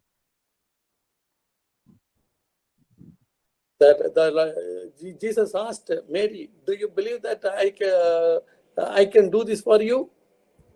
యేసు ప్రభు మరియతో నేను ఈ కార్యం చేయగలను నమ్ముతున్నావా అని అడిగినారు. கர்த்தராகிய இயேசு மரியாதை பார்த்து கேட்கிற, இந்த காரியத்தை நான் செய்ய முடியும் என்று விசுவசிக்கிறாயா என்று கேட்டார். Let's turn to John's Gospel verse chapter 11. యోహాను సువార్త 11వ అధ్యాయం చూసుకుందాము. யோவான் சுவிசேஷம் 11வது அதிகாரத்தை நம்முடைய திருப்புவோம் கவனத்தை.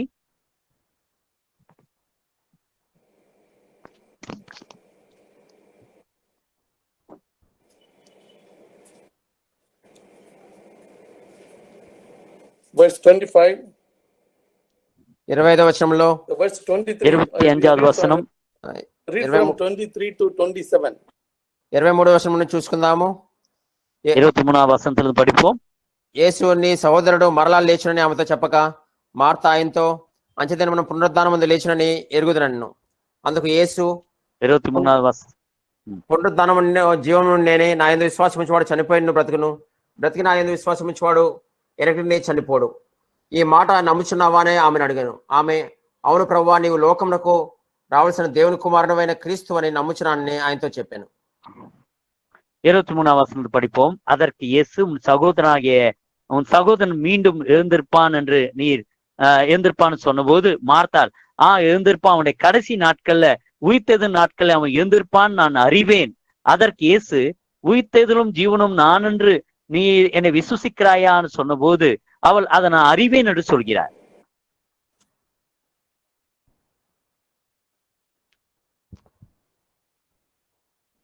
So here we see that he who believes in me will live even if he dies. 26వ వచనంలో బ్రతికి నా యందు విశ్వాసం ఉంచువాడు ప్రతివాడును ఎన్నటికి చనిపోడు, నా యందు విశ్వాసం ఉంచువాడు చనిపోయిన బ్రతుకును. 25வது வசனம் சொல்லப்பட்டிருக்கு, என்னில் விசுவசிக்கிறவன் மரித்தாலும் அவன் உயிர் தேவான்.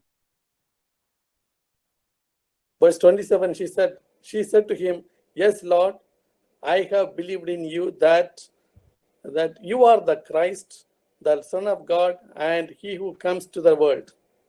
27వ వచనంలో ఆమె, అవును ప్రభువా, నీవు లోకమునకు రావాల్సిన దేవుని కుమారుడైన క్రీస్తు అని నమ్ముచున్నాను ఆయనతో చెప్పాను. அதற்கு மார்த்தாள் கூறுகிறார், ஆம் கர்த்தாவே, நீ இந்த உலகத்துக்கு வரப்போகின்ற தேவனுடைய குமாரனாகிய கிறிஸ்து என்று நான் நம்புகிறேன் என்று சொல்கிறார். So the Lord is asking that there's a doubt it comes to it. Can I walk in love with Jesus Christ? నేను యేసుక్రీస్తు ప్రభువుతో ప్రేమ కలిగి నడుచుకోగలనా అని చెప్పేసి, Can I walk in love? నేను ప్రేమ కలిగి నడుచుకోగలనా అని మన அன்புடன் நடப்பேனோ?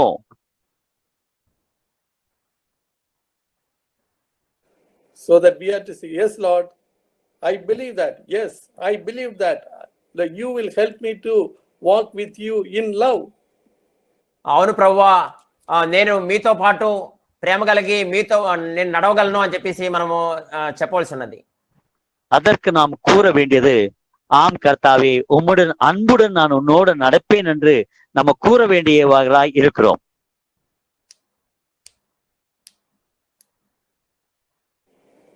We have to say in faith. మన విశ్వాసంతో చెప్పవలసి ఉన్నది. விசுவாசமுடன் நாம் சொல்ல வேண்டும். இதை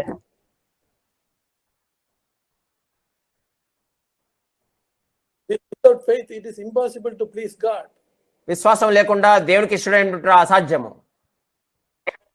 விசுவாசம் இல்லாமல் கர்த்தருக்கு பிரியமாய் இருப்பது கூடாத காரியமாக இருக்கிறது. So that see it in Romans chapter 14. రోమిల్ రాసిన పత్రిక 14వ అధ్యాయము verse 15 he says, for if because of the foot of your brother, if your brother is hurt, you are no longer walking according to love. రోమిల్ రాసిన పత్రిక 14వ అధ్యాయము 15వ వచనము, నీ సహోదరుడు నీ భోజన మూలంగా దుఃఖించిన యెడల నీవెక్కనో ప్రేమ కలిగి నడుచుకున్నవాడు కావు. ரோமிற்கு எழுதிய நிருபம் 14 அதிகாரம் 15வது வசனம் சொல்லப்பட்டிருக்கு, உன் சகோதரனுடைய போஜனத்தினால அவன் வேதனைப்பட்டால் நீ அன்பில் நடப்பவன் அல்ல என்று கர்த்தர் சொல்கிறார்.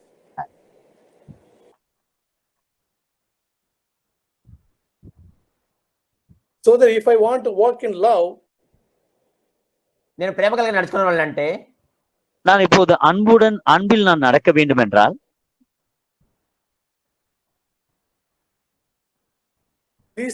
these three things ఈ మూడు విషయములు I have to remember. నేను இந்த மூணு காரியங்களை நான் நினைவுக்க வேண்டும். That judging others, ఇతరులను తీర్పు తీర్చుట, பிரதியாரை நியாயம் தீர்ப்பது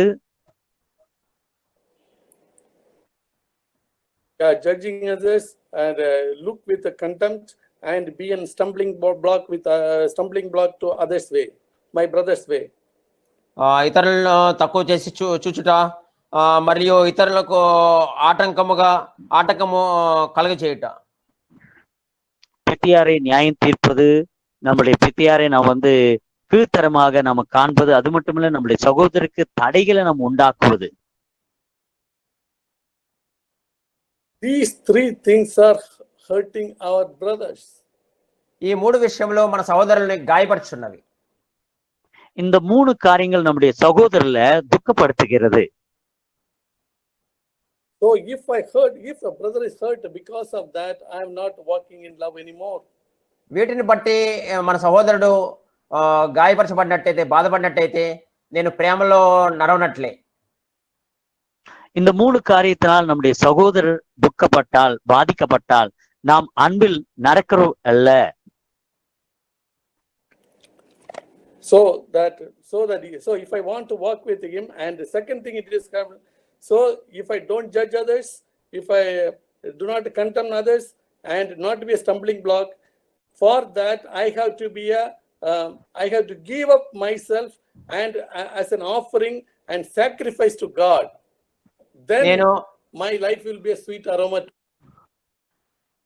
నేను నా సహోదరులకు తీర్చకుండా, నా సహోదరులని తక్కువగా చూడకుండా, మరియు నా సహోదరునికి ఆటంకము ఏమీ కలగజేయకుండా ఉండకుండా ఉండి ఆ విధంగా నేను దేవుడితో నడవాలంటే నడిచినప్పుడు నేను ప్రభువుకి అర్పణగా అర్పించబడి నేను ప్రభువుకు ఒక సువాసనగా నేను ఉంటాను. என் சகோதரனை நான் நியாயம் தீர்க்காமல், என்னுடைய சகோதரன் நான் கீழ்த்தரமாக பார்க்காமல், என்னுடைய சகோதரன் நான் எவ்விதமான தடைகள் உண்டாக்காமல் இருந்தால், அப்போது அது போல நான் வந்து கர்த்தருக்கு என்னை நான் அர்ப்பணித்து கொண்டால், அப்போது நான் வந்து இனிமையுள்ள சுவாசனம் உள்ள நான் மாறுவேன், அன்பில் நடக்கிறவனா நான் இருப்பேன்.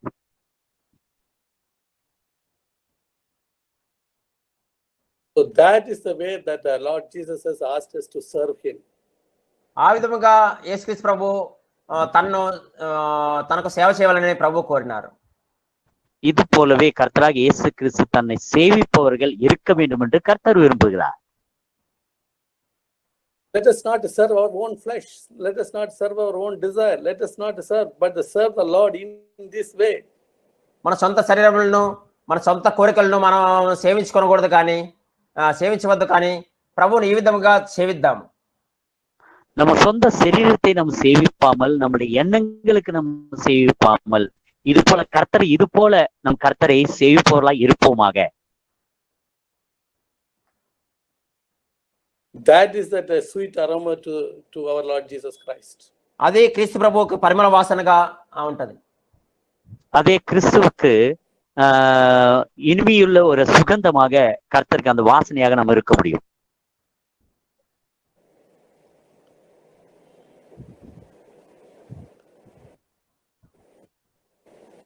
May the Lord help us to serve him in such a way. ఆ విధముగా ప్రభువును మనము సేవించినట్లుగా దేవుడు మనకు సహాయం చేయను గాక. இது போல கர்த்தர் நாம் சேவிக்கும்படி கர்த்தர் நம்மளுக்கு சகாயம் செய்வாராக. Amen. బ్రదర్ ప్రశాంత్ విన్న వాక్యం బట్టి దేవునికి వందనాలు చెల్లిస్తున్నాను. கேட்ட வசனத்தின்படி கர்த்தரை துதிக்கிறேன். సమ్ టైమ్ కొద్ది నెలల క్రితం జాక్ బ్రదర్ ఒక మెయిల్లో రాశాడు అనమాట. బ్రదర్ యోనా తెంకాసి నుంచి బ్రదర్ గురించి టెస్టిమనీ రాశాడు. சில மாதங்களுக்கு முன்பதாக பிரதர் ஜாக் தென்காசியில் இருக்கிற யோன் சகோதரர் குறித்து ஒரு சாட்சியத்தை அவர் எழுதினார். అప్పుడు ఆ సాక్ష్యం విని నేను కూడా చాలా ఎంకరేజ్మెంట్ పొందాను అనమాట. ఎందుకంటే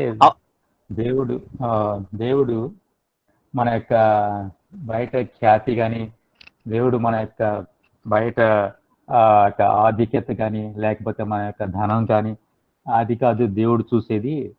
దేవుని హృదయంలో ఎంత సిన్సియరిటీగా ఒక వ్యక్తి ఉంటాడో దాన్ని బట్టి ఆ యొక్క మెజర్ని బట్టి దేవుడు తన కార్యాలకి వాడుకుంటాడు అనేసి విన్నాను. சகோதரர் ஜாக் எழுதிய அந்த அந்த சொன்ன அந்த சாட்சியத்தில் புறமான பெருமையும் பெருமையும் அது போல உலகத்துல காண்கிறதான பெரிய காரியங்கள் அல்ல, கர்த்தர் வந்து நம்முடைய இருதயத்தில் உள்ள காரியங்களை தான் கர்த்தர் பார்த்து நம்மளை உயர்த்துவார் என்ற அந்த சாட்சியத்தை கேட்டு நான் எவ்வளவாக நான் ఉత్సాహపట్టேன். సో అప్పటి నుంచి నేను ఒక విషయం నేను రెగ్యులర్గా నేను సెల్ఫ్ చెకప్ అనుకున్నాను ఏంటంటే దేవునికి ఏ విషయంలోనైనా నేను నా పట్ల నేను గర్వంగా చూసుకుంటున్నానా, నా యొక్క జీవితంలో ఏదైనా బట్టి నేను గర్వంగా చూసుకుంటున్నానా అనేసి అదొక సెల్ఫ్ చెకప్ లాగా నేను చేసుకోవాలని, రెగ్యులర్గా ప్రతిదినం చేసుకోవాలని నేను నిర్ణయించుకున్నాను. அந்த நாள்ல இருந்து என்னை நான் தற்பரிசோதனை செய்து கொள்வேன். என்னில் ஏதாவது பெருமை ஏதாவது இருக்கா, ஏதாவது அகந்தை ஏதாவது இருக்கா என்று ஒவ்வொரு நாளும் நான் தற்பரிசோதனை செய்து கொண்டே வருகிறேன். அந்த நாள்ல இருந்து அந்த தீர்மானத்தை நான் எடுத்துக்கொண்டு நடத்தி கொண்டு வருகிறேன். ఏ ఒక్క ఏరియాలోనైనా నన్ను నేను ఘనపరుచుకునే వాడిగా ఉన్నట్లయితే దేవుని నుంచి కృపను ఇన్స్టెంట్గా నేను పోగొట్టుకుంటాను, దేవునికి ఏ మాత్రం పనికిరాని వాడిగా అవుతాననేసి నేను కృతంగా నిశ్చయం పొందాను. ஏதோ ஒரு வழியில நான் வந்து பெருமையை பாராட்டுறேனோ, பெருமையை பாராட்டினால் கர்த்தர் கொடுக்கிற இலவசமான அந்த கிருபை நான் இழந்து விடுவேனோ என்று அந்த நாளிலிருந்து நான் தீர்மானித்துக் கொண்டிருக்கிறேன். మనం ఈ విషయం కూడా చూస్తాం కదా, ఫస్ట్ కొరింథియన్స్ చాప్టర్ 1:25, 1 కొరింథీ 1:25 ఈ విధంగా ఉంటుంది. கொரிந்தியருக்கு எழுதின முதல் நிருபம் 1ஆம் அதிகாரம் 25வது வசனத்துல இது போல சொல்லப்பட்டது. దేవుని వెరితనము మనుష్యుల జ్ఞానము కంటే జ్ఞానము కలది, దేవుని బలహీనత మనుష్యుల బలము కంటే బలమైనది. கர்த்தருடைய அந்த இன்னும் அந்த பைத்தியக்காரத்தனம்ன்றது நம்முடைய மனுஷுடைய ஞானத்தை விட அதிகமானதுன்னு சொல்லப்பட்டது. సో అదే క్రమంలో దేవుడు 27వ వచనం చూస్తాం, ఏ శరీరియు దేవుని ఎదుట అతిశయింపబడకుండునట్లు జ్ఞానులకు సిగ్గుపరచుటకు లోకములో నుండి వెరివారిని దేవుడు ఏర్పరచుకొని ఉన్నాడు, బలవంతులైన వారిని సిగ్గుపరచు. 27வது வசனம் சொல்லப்பட்டிருக்கு. 27, 28, 29 வசனம் சொல்லப்பட்டிருக்கு. எந்த சரீரமானவன் நான் வந்து எவ்விதமான பெருமை கொள்ளாதபடி ஞானிகளை வெட்கப்படுத்தும்படி இந்த உலகத்துல இருக்கிற பைத்தியக்காரர்களை கர்த்தர் ஏற்படுத்தி கொண்டிருக்க, அது அதே போல பலவான்களை வெட்கப்படுத்தும்படி கர்த்தர் இந்த உலகத்தில் இருக்க பலகீனங்களை கர்த்தர் தெரிந்து கொண்டிருக்கிறான்னு சொல்லப்பட்டோம். అది ఈ వాక్యం ఎప్పుడు దీన మనస్కుగా ఉండడానికి నాకు దోహదపడుతుంది. ఎందుకంటే ఎన్నిక లేని వారిని దేవుడు ఏర్పరచుకొని ఉన్నాడు. ఎందుకంటే ఎన్నికైన వారిని వ్యర్థం చేయుటకు, లోకములో నీచులైన వారిని, తృణీకరింపబడిన వారిని, ఎన్నిక లేని వారిని దేవుడు ఏర్పరచుకుని ఉన్నాడు. అయితే ఆయన మూలముగా మీరు క్రీస్తు యేసునందున్నారు. అది ఆ యొక్క మాట నాకు ఎప్పుడు గుర్తొస్తున్నట్టు. ఎందుకంటే నాకు జీవితంలో కలిగిన ఏదైనా ఆధిక్యత ఏదైనా ఒకటి ఉందంటే అది నేను క్రీస్తును కలిగి ఉన్నాను. అదే ధైర్యాన్ని, అదే నన్ను ఆధిక్యతని, అదే నన్ను నిరంతరం క్రీస్తులు జీవించేలాగా దోహదపడుతుంది అన్నమాట. இந்த 29 வசனம் சொல்லப்பட்டது போல எண்ணப்பட்டவர்கள் இல்ல, எண்ணப்படாதவர்களையும் அவங்களை வீணராக்கவும், அதே போல கர்த்தர் வந்து கீழ்த்தரமான விடப்பட்டவர்களை அவரு தெரிந்து கொண்டிருக்க, இது எல்லாமே எனக்கு ஏற்படுதான் கர்த்தராகி இயேசு கிறிஸ்துவால் தான் எனக்கு உண்டாக்கி இருக்கு. ஆகையால் இந்த உலகத்திற்கு எந்த பெருமையும் எனக்கு பெருமையா நான் கொள்ளாதபடி நான் கர்த்தராகி இயேசு கிறிஸ்துவால் தான் நான் உருவாக்கப்பட்டிருக்க அந்த எண்ணத்தை నిత్యము நான் கொண்டு இருக்கிறேன். దేవుడు ఈ రోజుల్లో, ఈ చివరి దినాల్లో ప్రతి ఒక్కరికి తన యొక్క హృదయం నుంచి వచ్చే ఆశ మన పట్ల ఏంటంటే ప్రతి ఒక్కరూ దేవునికి హృదయానుసారంగా జీవించాలనేసి, హృదయానికి సమీపంగా జీవించాలనేసి, దేవుని హృదయం అర్థం చేసుకునేలాగా మన యొక్క జీవితాలని మలుచుకోలేలాగా ఉండాలని దేవుడు మనందరి పట్ల ఆశిస్తున్నాడు. இந்த கடைசி நாட்கள்ல கர்த்தர் நம்முடைய இருதயத்தில் வருகிற ஒவ்வொரு ஆலோசனை, ஒவ்வொரு செயலும் கர்த்தரை நெருங்கி இருக்கும்படி இருப்பதாகவே கர்த்தர் நித்தமும் நம்மளுக்கு குறித்து அவர் விரும்புகிறார். ఒకటి మనకు మాదిరికరంగా ఎప్పుడు మనం చూస్తాం ఏంటంటే ఆ యొక్క ఇజ్రాయెల్ ప్రజలు ఏ విధంగా అయితే వాళ్ళ యెహోవాను శోధించి వారి యొక్క జీవితాల్లో దేవుని యొక్క మార్గాన్ని తెలుసుకోలేకపోయారనేసి మనం చదువుతాం. 95వ కీర్తనలో చదువుతాం. 95வது சங்கீதம் நாம் படித்துக் கொண்டிருப்போம். எப்போது உதாரணமாக இஸ்ரவேல் மக்கள் கர்த்தராகிய இயேசு கிறிஸ்து தேவனை இருதயத்தில் அவங்களை அறிந்து அவர் பின்தொடராதபடி அவர் எப்போதும் அவரை சோதித்ததாக நம்ம படித்துக் கொண்டிருக்கிறோம். 95వ కీర్తనలో 8వ వచనం చూసినట్లయితే వాళ్ళ యొక్క హృదయాలని కఠినపరుచుకున్నారు అనేసి మనం చదువుతామట. వాళ్ళు హృదయాలని కఠినపరుచుకొని దేవుని శోధించారనేసి మనం చూస్తాం. 95வது சங்கீதம் 8வது வசனத்துல அவங்க தம்முடைய இருதயத்தை கடினப்படுத்தி கொண்டு கர்த்தரை சோதித்தார்கள் என்று நாம் இங்க படித்துக் கொண்டிருக்கோம். படிப்போம். కానీ దేవుని హృదయం చూసినట్లయితే ఆదాం తరం నుంచి ఈ రోజు వరకు దేవుని హృదయం చూసినట్లయితే ఎంతో దయార్థ హృదయుడు, మన యొక్క మిక్కిలిగా ప్రేమించే తండ్రిలాగా మనం ఉండాలనేసి యేసుక్రీస్తు కూడా మనకి తండ్రిని పరిచయం చేశాడు. అదేవిధంగా మనం తనతో పాటు సహవాసం చేయాలని యేసుక్రీస్తు మనకు దేవునికి ఎప్పుడు తండ్రికి దగ్గరగా ఉండాలనేసి తన యొక్క జీవించినంత కాలం తన యొక్క శిష్యుల్ని తయారు చేశాడు. அதே போல ஆதாமுடைய தலைமுறையிலிருந்து தேவனாகிய கர்த்தரும் அதே போல இயேசு கிறிஸ்துவும் நம்ம அவர்களுக்கு மகனை போல இருக்க வேண்டும் என்று தயவை அவர் பாராட்டி, அது போல சீடர்களா இருக்கும் நாம் கூட நம்மிடத்தில் அவர் దైవ పారాటి అన్బు కురులా அவர் இருக்கிறார். నేను ఒక విషయం గట్టిగా విశ్వసించేది ఈ రోజుల్లో ఏంటంటే, తన యొక్క బిడ్డలకి కావాల్సిన ప్రతి అవసరం దేవుడికి ఖచ్చితంగా తెలుస్తుంది. ప్రతి ఒక్క మైన్యూట్ డీటెయిల్, ప్రతి ఒక్క చిన్న అవసరం, నా యొక్క జీవితం పట్ల ఏమైతే అవసరం నేను కలిగి ఉన్నానో నా తండ్రికి బహుగా ఎరుకై ఉన్నదనేసి నేను నమ్మాలి. என்னுடைய வாழ்க்கையில எப்படி ஒரு பிள்ளைகளுக்கு தகப்பனுக்கு பிள்ளைகளுடைய ஒவ்வொரு நுணுக்கமான தேவையை எப்படி அறிந்திருக்கிறாரோ, அது போல கர்த்தரும் நமக்கு இருக்கிற ஒவ்வொரு தேவையும் அவர் அறிந்திருக்கிறா அவர் இருக்கிறார்.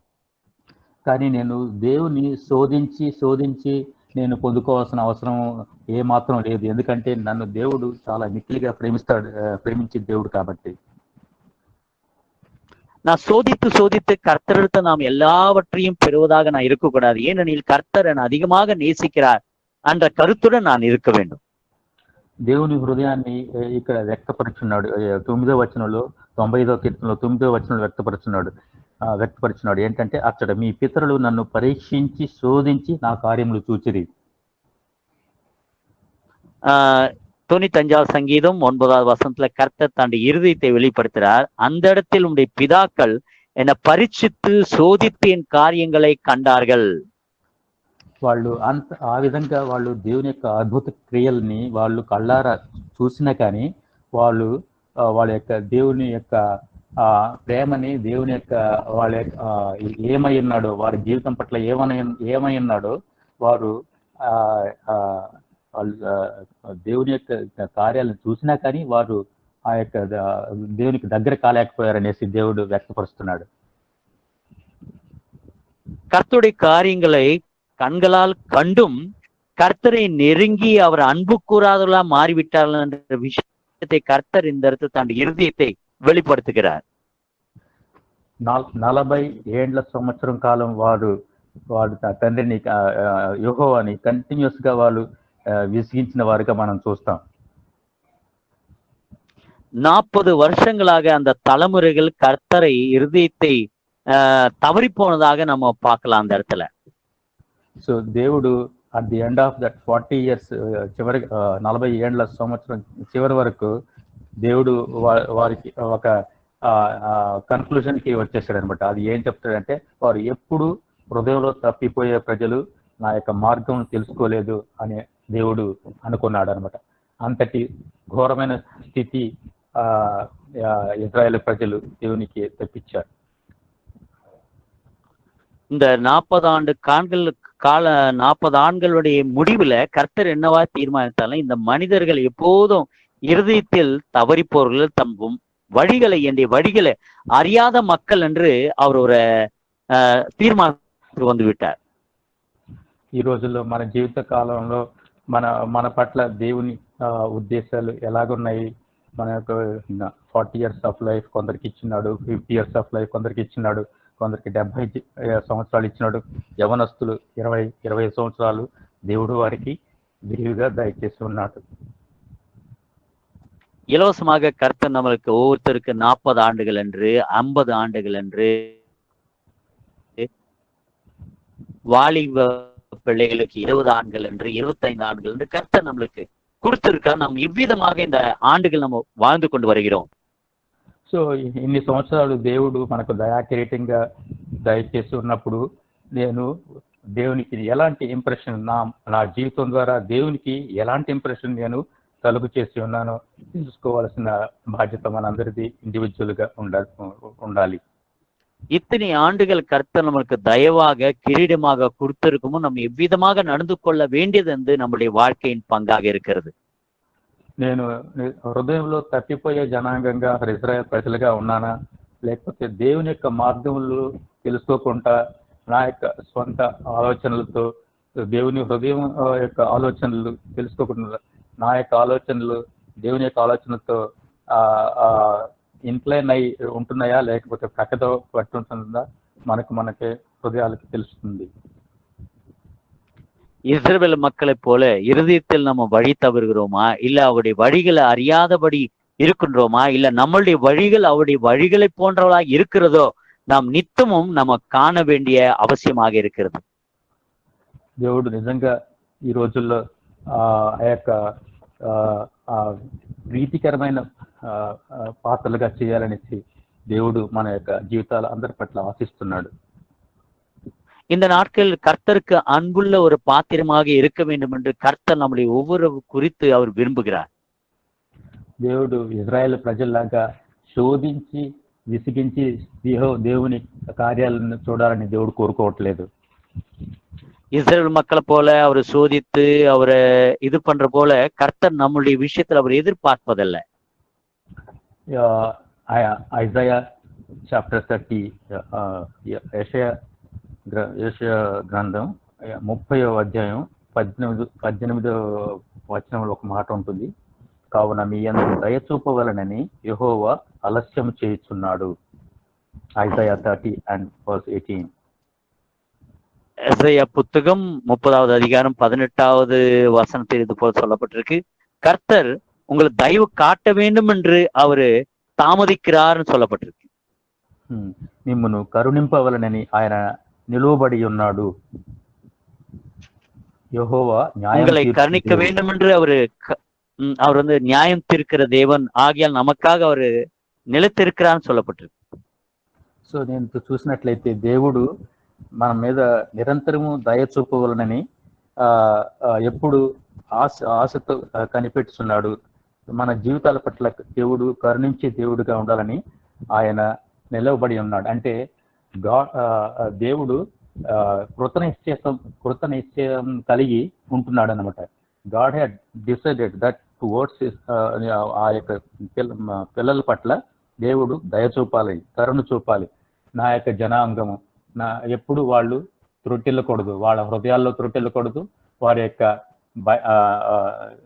బయటికి కనబడే కార్యాల ద్వారా వాళ్ళు త్రుటిల్లకూడదు.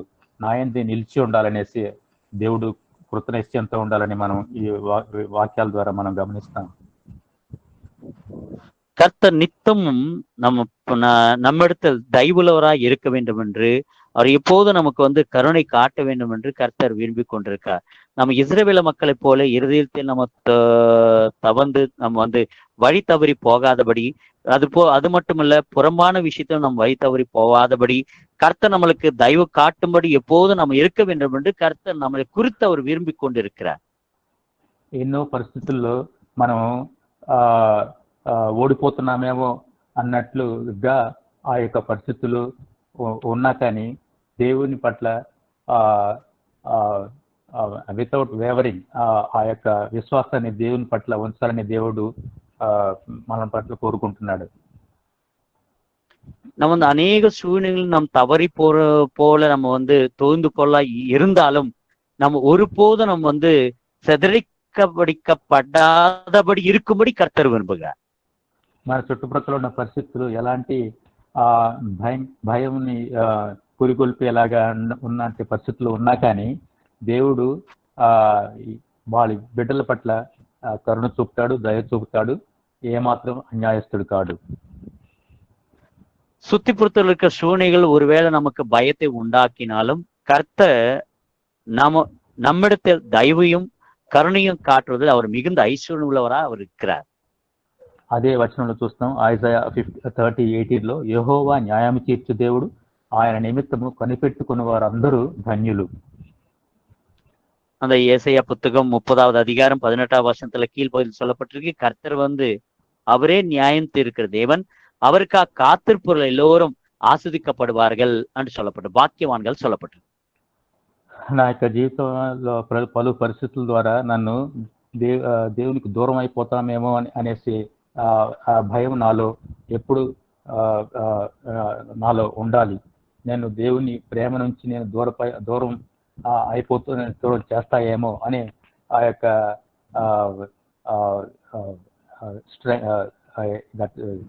స్ట్రెంగ్తీ fear, genuine fear of God నా యొక్క హృదయంలో ఉండాలి. எந்த சூழ்நிலும் சரி, நான் கர்த்தர் விட்டு தூரமாக கூடாது, நான் கர்த்தர் விட்டு பிரியக்கூடாது என்ற ஒரு நியாயமுள்ள ஒரு பயம் எப்போதும் என்னில் இருக்க வேண்டுமாக நான் விரும்புகிறேன். సో ఇక్కడ రాసిన విధంగా దానిని అలాంటి ధన్యకరమైన జీవితాన్ని యెహోవా నిమిత్తం కనిపెట్టుకుంటే ఆ ధన్యకర జీవితాన్ని మనందరికీ దేవుడు అనుగ్రహించాలని నేను విశ్వసిస్తున్నాను. దేవుడు ఈ వాక్యం దీవించుగాక. கர்த்தர் நிமித்தம் காத்திருப்பவர்கள் பாக்கியவான்கள் சொல்ல வார்த்தையின்படி நம்ம காத்திருந்து பாக்கியவான்களா இருக்கும்படி கர்த்தர் இந்த வசனத்தின்படி நம்மளை ஆசீர்வதிப்பாராக. ஆமென். ஆமென். நீங்க சொல்லுங்க. இன்றைக்கு ரொம்ப ఆశీర్వాదమా இருந்தது. చాలా వందనాలండి. ఈరోజు చాలా ఆశ్చర్యకరంగా ఉండింది. சகோதரர் ஒருமித்து வாசம் பண்ணுகிறது எத்தனை இன்பமும் நன்மையுமா இருக்கிறது என்றது போல மிகுந்த ఆశీర్వాదத்தை நாங்கள் పెట్టుకుంటాం. సహోదరులు ఐక్యత కలిగి ఉంటే ఎంత మనోహరం, ఎంత భాగ్యం అన్న విషయాన్ని ఈ దినాన్ని మేము పొందుకుందామండి. எங்களை இந்த சபையோடு சேர்த்ததற்காக நான் தேவனுக்கும் உங்களுக்கும் நான் நன்றி சொல்றேன். మీరు ఈ సంఘాన్ని మీతో పాటు కలిసి ఆనంద పాలు పొందుకోవడానికి చూపించిన అవకాశం బట్టి దేవునికి మీకు నేను ఎంతగానో కృతజ్ఞుడిని. தேவனுடைய வழிகளை, தேவனுடைய இருதயத்தின் பாரத்தை பகிர்ந்து கொண்டீர்கள், பிரமாணத்தை அல்ல. நான் அப்படிதான் பாக்குறேன். అయితే దేవుని యొక్క ప్రమాణములను, శాసనాలు కాదు, దేవుని యొక్క హృదయం ముందున్న మార్గాలను మీరు పంచుకున్నారని నేను చూస్తున్నానండి. பழைய ஏற்பாட்டுல வாழ்ந்த இஸ்ரவேல் ஜனங்கள் தேவனுடைய இருதயத்தை அவங்க பார்க்கவே இல்லை. పాతనులో జీవించిన ఇజ్రాయెల్ ప్రజలైతే దేవుని యొక్క హృదయాన్ని వారు చూడలేదు. அவங்க ஃபுல்லா பிரமாணம் பிரமாணம் பிரமாணம், அதை செய்யாதே இதை செய்யாதே என்பதுதான் அவங்களுக்கு கொடுக்கப்பட்டது. అయితే వారికి మొత్తం ఇవ్వబడింది ఏంటంటే కట్టలు, శాసనాలు, అవి చేయకు, ఇవి చేయకు, ఇవి చేయకు అనేటువంటి కట్టలు, శాసనాలు ఇవ్వబడ్డాయి. ஆனா பவுல் சொல்கிறார் அப்போஸ்தலர் 20ஆம் அதிகாரத்துல, కానీ పౌలు భక్తుడు చెప్తున్నాడు అపోస్తల కార్యము 20వ అధ్యాయంలో கடைசி தன்னுடைய எபேசு மூப்பர்களை அழைத்து அவர்களுக்கு கடைசியா கூப்பிட்டு சொல்ற ஒரு காரியம் என்னன்னு சொன்னா, ఆయన ఎఫెసీ సంఘస్థులను చివరిగా పిలిచి ఆయన చెప్పేటువంటి ఒక అంశం ఏంటంటే 25ஆம் அதிகாரத்துல 25వ అధ్యాయంలో 24 முதல் நாம் வாசிக்கும் போது 24వ వచనం నుండి మనం చూస్తే, கட்டுகளும் உபத்திரவங்களும் எனக்கு வைத்திருக்கிறது என்று பரிசுத்த ஆவியானவர் பட்டணங்கள் தோறும் தெரிவிக்கிறதை மாத்திரம் அறிந்திருக்கிறேன்.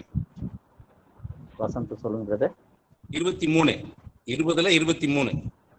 క్షమించాలి. 20వ అధ్యాయం 23 నుండి మనం చూసినట్టే అక్కడ మనకు చాలా చక్కగా చెప్పబడి ఉంది. 23లో బంధకములను, శ్రమలను నా కొరకు కాచుకుని ఉన్నవని పరిశుద్ధాత్మ ప్రతి చోట ప్రతి పట్టణంలోనూ నాకు సాక్ష్యం ఇచ్చుచున్నా అని తెలియను. பரிசுத்த ஆவியானவர் தெளிவா பவுலோடு பேசினார். పరిశుద్ధాత్ముడు స్పష్టంగా పౌలు ద్వారా మాట్లాడారు. அதே மாதிரி இன்றைக்கும் கர்த்தர் நம்மோடு பரிசுத்த ஆவியானவர் மூலமாய் பேச விரும்புகிறார். అదే రీతిగా నేడును పరిశుద్ధాత్మ దేవుడు ద్వారా దేవుడు మనతో మాట్లాడని కోరుతున్నాడు.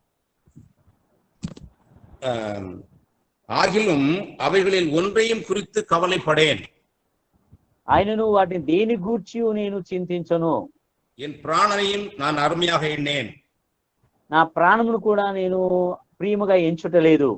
என் ஓட்டத்தை சந்தோஷத்தோட முடிக்கவும் ఇదిగో నా యొక్క పరుగు నేను సంతోషముగా ముగించుటకును தேவனுடைய கிருபையின் சுவிசேஷத்தை பிரசங்கம் பண்ணும்படிக்கு దేవుని యొక్క కృపగల సువార్తను ప్రసంగించుటకై நான் கர்த்தராகிய இயேசுவினிடத்தில் பெற்ற ஊழியத்தை நிறைவேற்ற விரும்புகிறேன். నేను ప్రభువైన యేసుక్రీస్తు యొద్ద పొందుకున్న పరిచయను నెరవేర్చాలని కోరుచున్నాను. பவுல் இயேசுவை பார்க்கவில்லை, పౌలు యేసును చూడలేదు, ஆனாலும் இயேசுவினிடத்தில் ஒரு பெற்ற ஊழியம் என்று சொல்கிறார். ఆయనను యేసు యొద్ద పొందుకున్న పరిచర్య అంటాడు. அது பரிசுத்த ஆவியானவர் மூலமாய் பெற்ற ஊழியம். అది పరిశుద్ధాత్మ వలన పొందుకున్న పరిచర్య.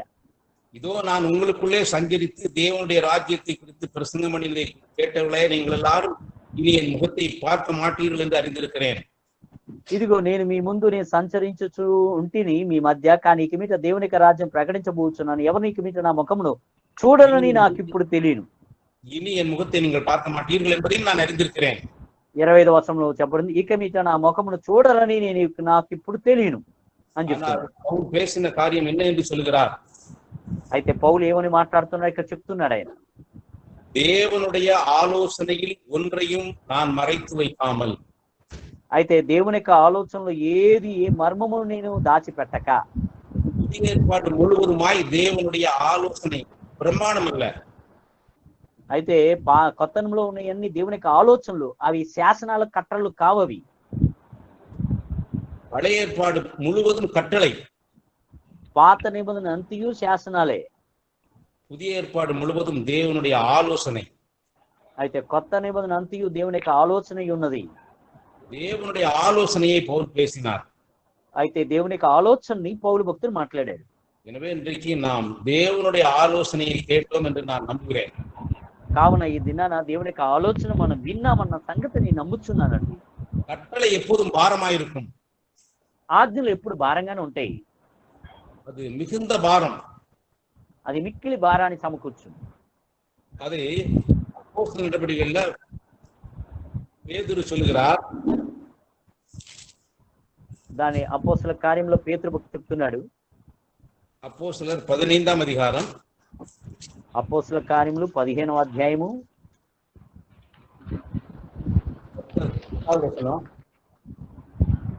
10వ వచనం.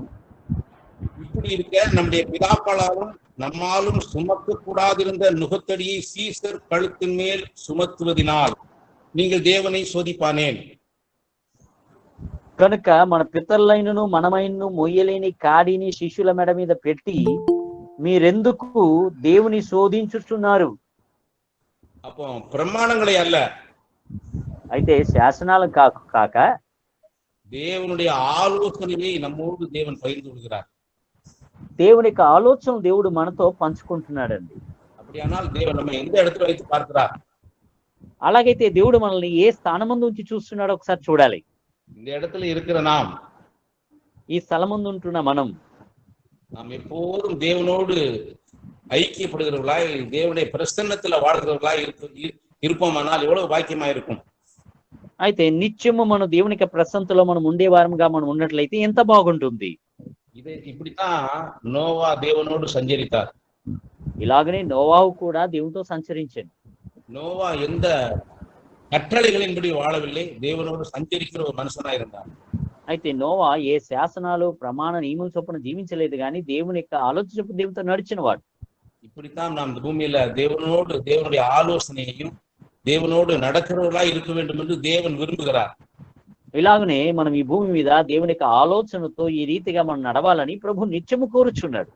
கட்டளை நமக்கு எப்போதுமே சுமக்க முடியாது. ఈ యొక్క నియమ నిబంధనలు ఎన్నడూ మనం భరించజాలనివి. தேவனுடைய ஆலோசனை மிகுந்த நமக்கு சந்தோஷத்தையும் மகிழ்ச்சியையும் கொடுக்கக்கூடியதா இருக்கும். దేవుని యొక్క ఆలోచన మిక్కిలి సంతోషమును ఆనందాన్ని మనకు కలుగజేయిందై ఉన్నది. அந்த ஆலோசனைக்கு கீழ்ப்படிவது நமக்கு கஷ்டமா, ஒரு நாளும் பாரமா இருக்காது. ఆ ఆలోచనకు మనం లోబడుట ఎన్నడూ కష్టంగాను భారంగాను మనకు ఉండదు. அதைத்தான் ஏற்கனார், என் கற்பனைகள் பாரமானவர்கள் அல்ல சொன்னார். అందుకే ప్రభు చెప్పాడు, నా ఆజ్ఞలు ఎన్నడూ అవి భారమైనవి కావు అని చెప్తున్నాడు. ஒரு பாரமான யாதத்தையும் மேல சுமத்தவே இல்லை.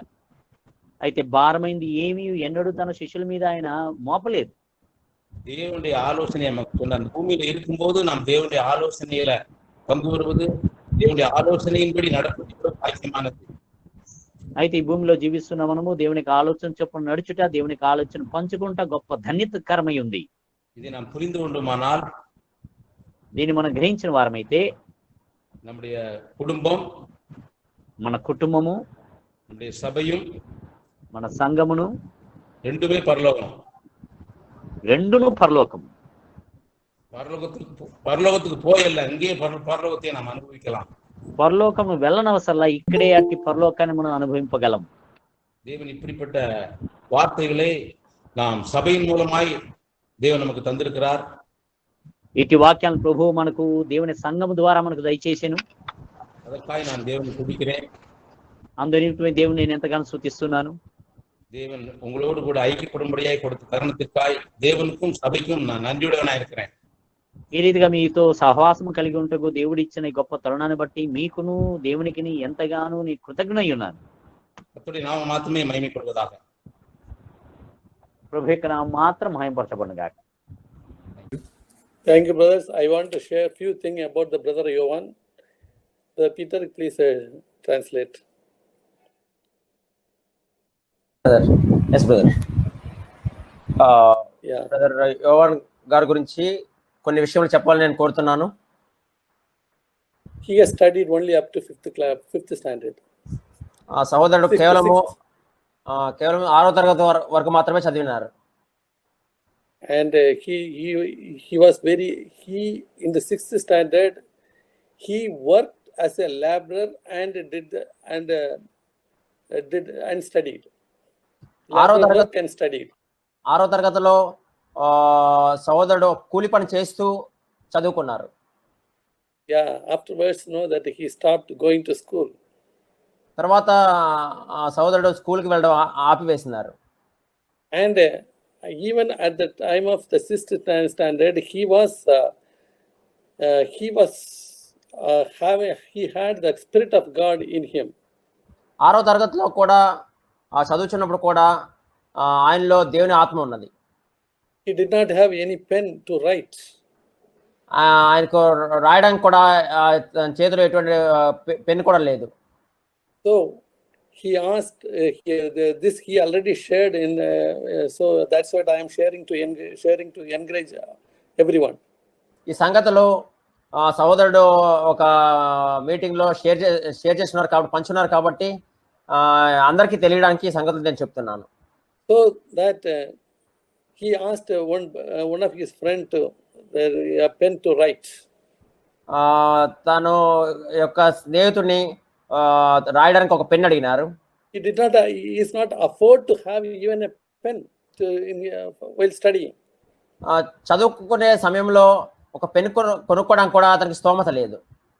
So that he took away the pen from that person and he stole it and brought it home and he wrote everything. తన యొక్క స్నేహితుడి దగ్గర నుంచి ఒక పెన్ తీసుకుని ఇంటికి వచ్చి అంతా రాసుకున్నాడు. Then the Spirit of God was telling him told him that you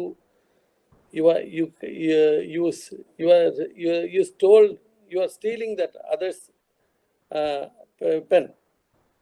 దేవుని ఆత్మ తనతో నీవు ఇతరుల యొక్క పెన్ను దొంగిలిస్తున్నావు అని చెప్పేసి చెప్పినారు. So he thought so now I have to buy a new pen and give to him, not this old one, buy a new pen and give to him. కాబట్టి ఇప్పుడు నేను ఈ పెన్ కాదు కానీ ఒక కొత్త పెన్ కొని నా యొక్క స్నేహితుడికి ఇచ్చివేయాలని చెప్పేసి అనుకున్నాడు. So he started working. కాబట్టి that time that pen cost of the pen was 1 rupee 50 paise. ఆ సమయంలో పెన్ యొక్క ఖరీదు రూపాయన్నర మాత్రమే. But he is not afford to even have that. The family mother did not even have that much amount to buy a pen. కానీ తనకు కానీ తన తల్లిదండ్రులకు కానీ రూపాయన్నర పెన్ను కొనే స్తోమత కూడా వారికి లేదు. So he went to a labor work. కాబట్టి అతను కూలి పనికి వెళ్ళినాడు. And he got the 6 rupees. తనకి 6 రూపాయలు జీతం వచ్చేది. So he bought a pen, new pen, and gave to his friends. అప్పుడు ఒక కొత్త పెన్ కొని తన స్నేహితుడికి ఇచ్చివేసినాడు. And that friend said, I will surely inform this to our class teacher. తన స్నేహితుడు తనతో నేను తప్పకుండా ఈ యొక్క సంగతిని నేను నా యొక్క క్లాస్ టీచర్కి నేను చెప్తానని చెప్పినాడు. He was afraid of that class teacher. ఎందుకంటే ఆ యొక్క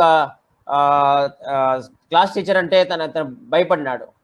And he make him to stand on the table and beat him and make him to ashamed of in front of the class. తన class ముందు తన సహ విద్యార్థుల ఎదుట ఆ క్లాస్ లో ఆ బల్ల మీద నించోబెట్టి కొట్టి తన అవమానపరిచేవాడు. Because of that, he discontinued his studies. అందరూ బట్టి అతడు ఆ సహోదరుడు తన యొక్క చదువును మధ్యలోనే ఆపివేస్తున్నాడు. Started to go to the labor work. ఆ కూలి పని చేయడం ఆరంభించినారు. But God sees that integrity of his heart. కానీ దేవుడు ఆ సహోదరుని యొక్క హృదయంలో ఉన్న నిజాయితీని చూచినారు. And gave him, and he was faithful in each and every little thing.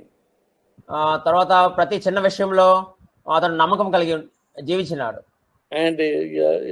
And he was content with what he had. తన కలిగిన దాంతో సహోదరుడు తృప్తి కలిగి జీవించినాడు. And he loved God more than anything.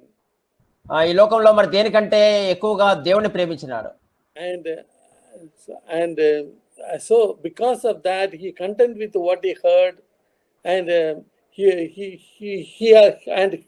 because of the integrity of the heart and faithfulness, that God is using him mightily.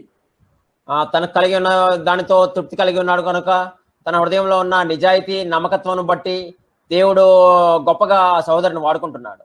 Yeah, so he has 3 children, 2 girls and 1 boy.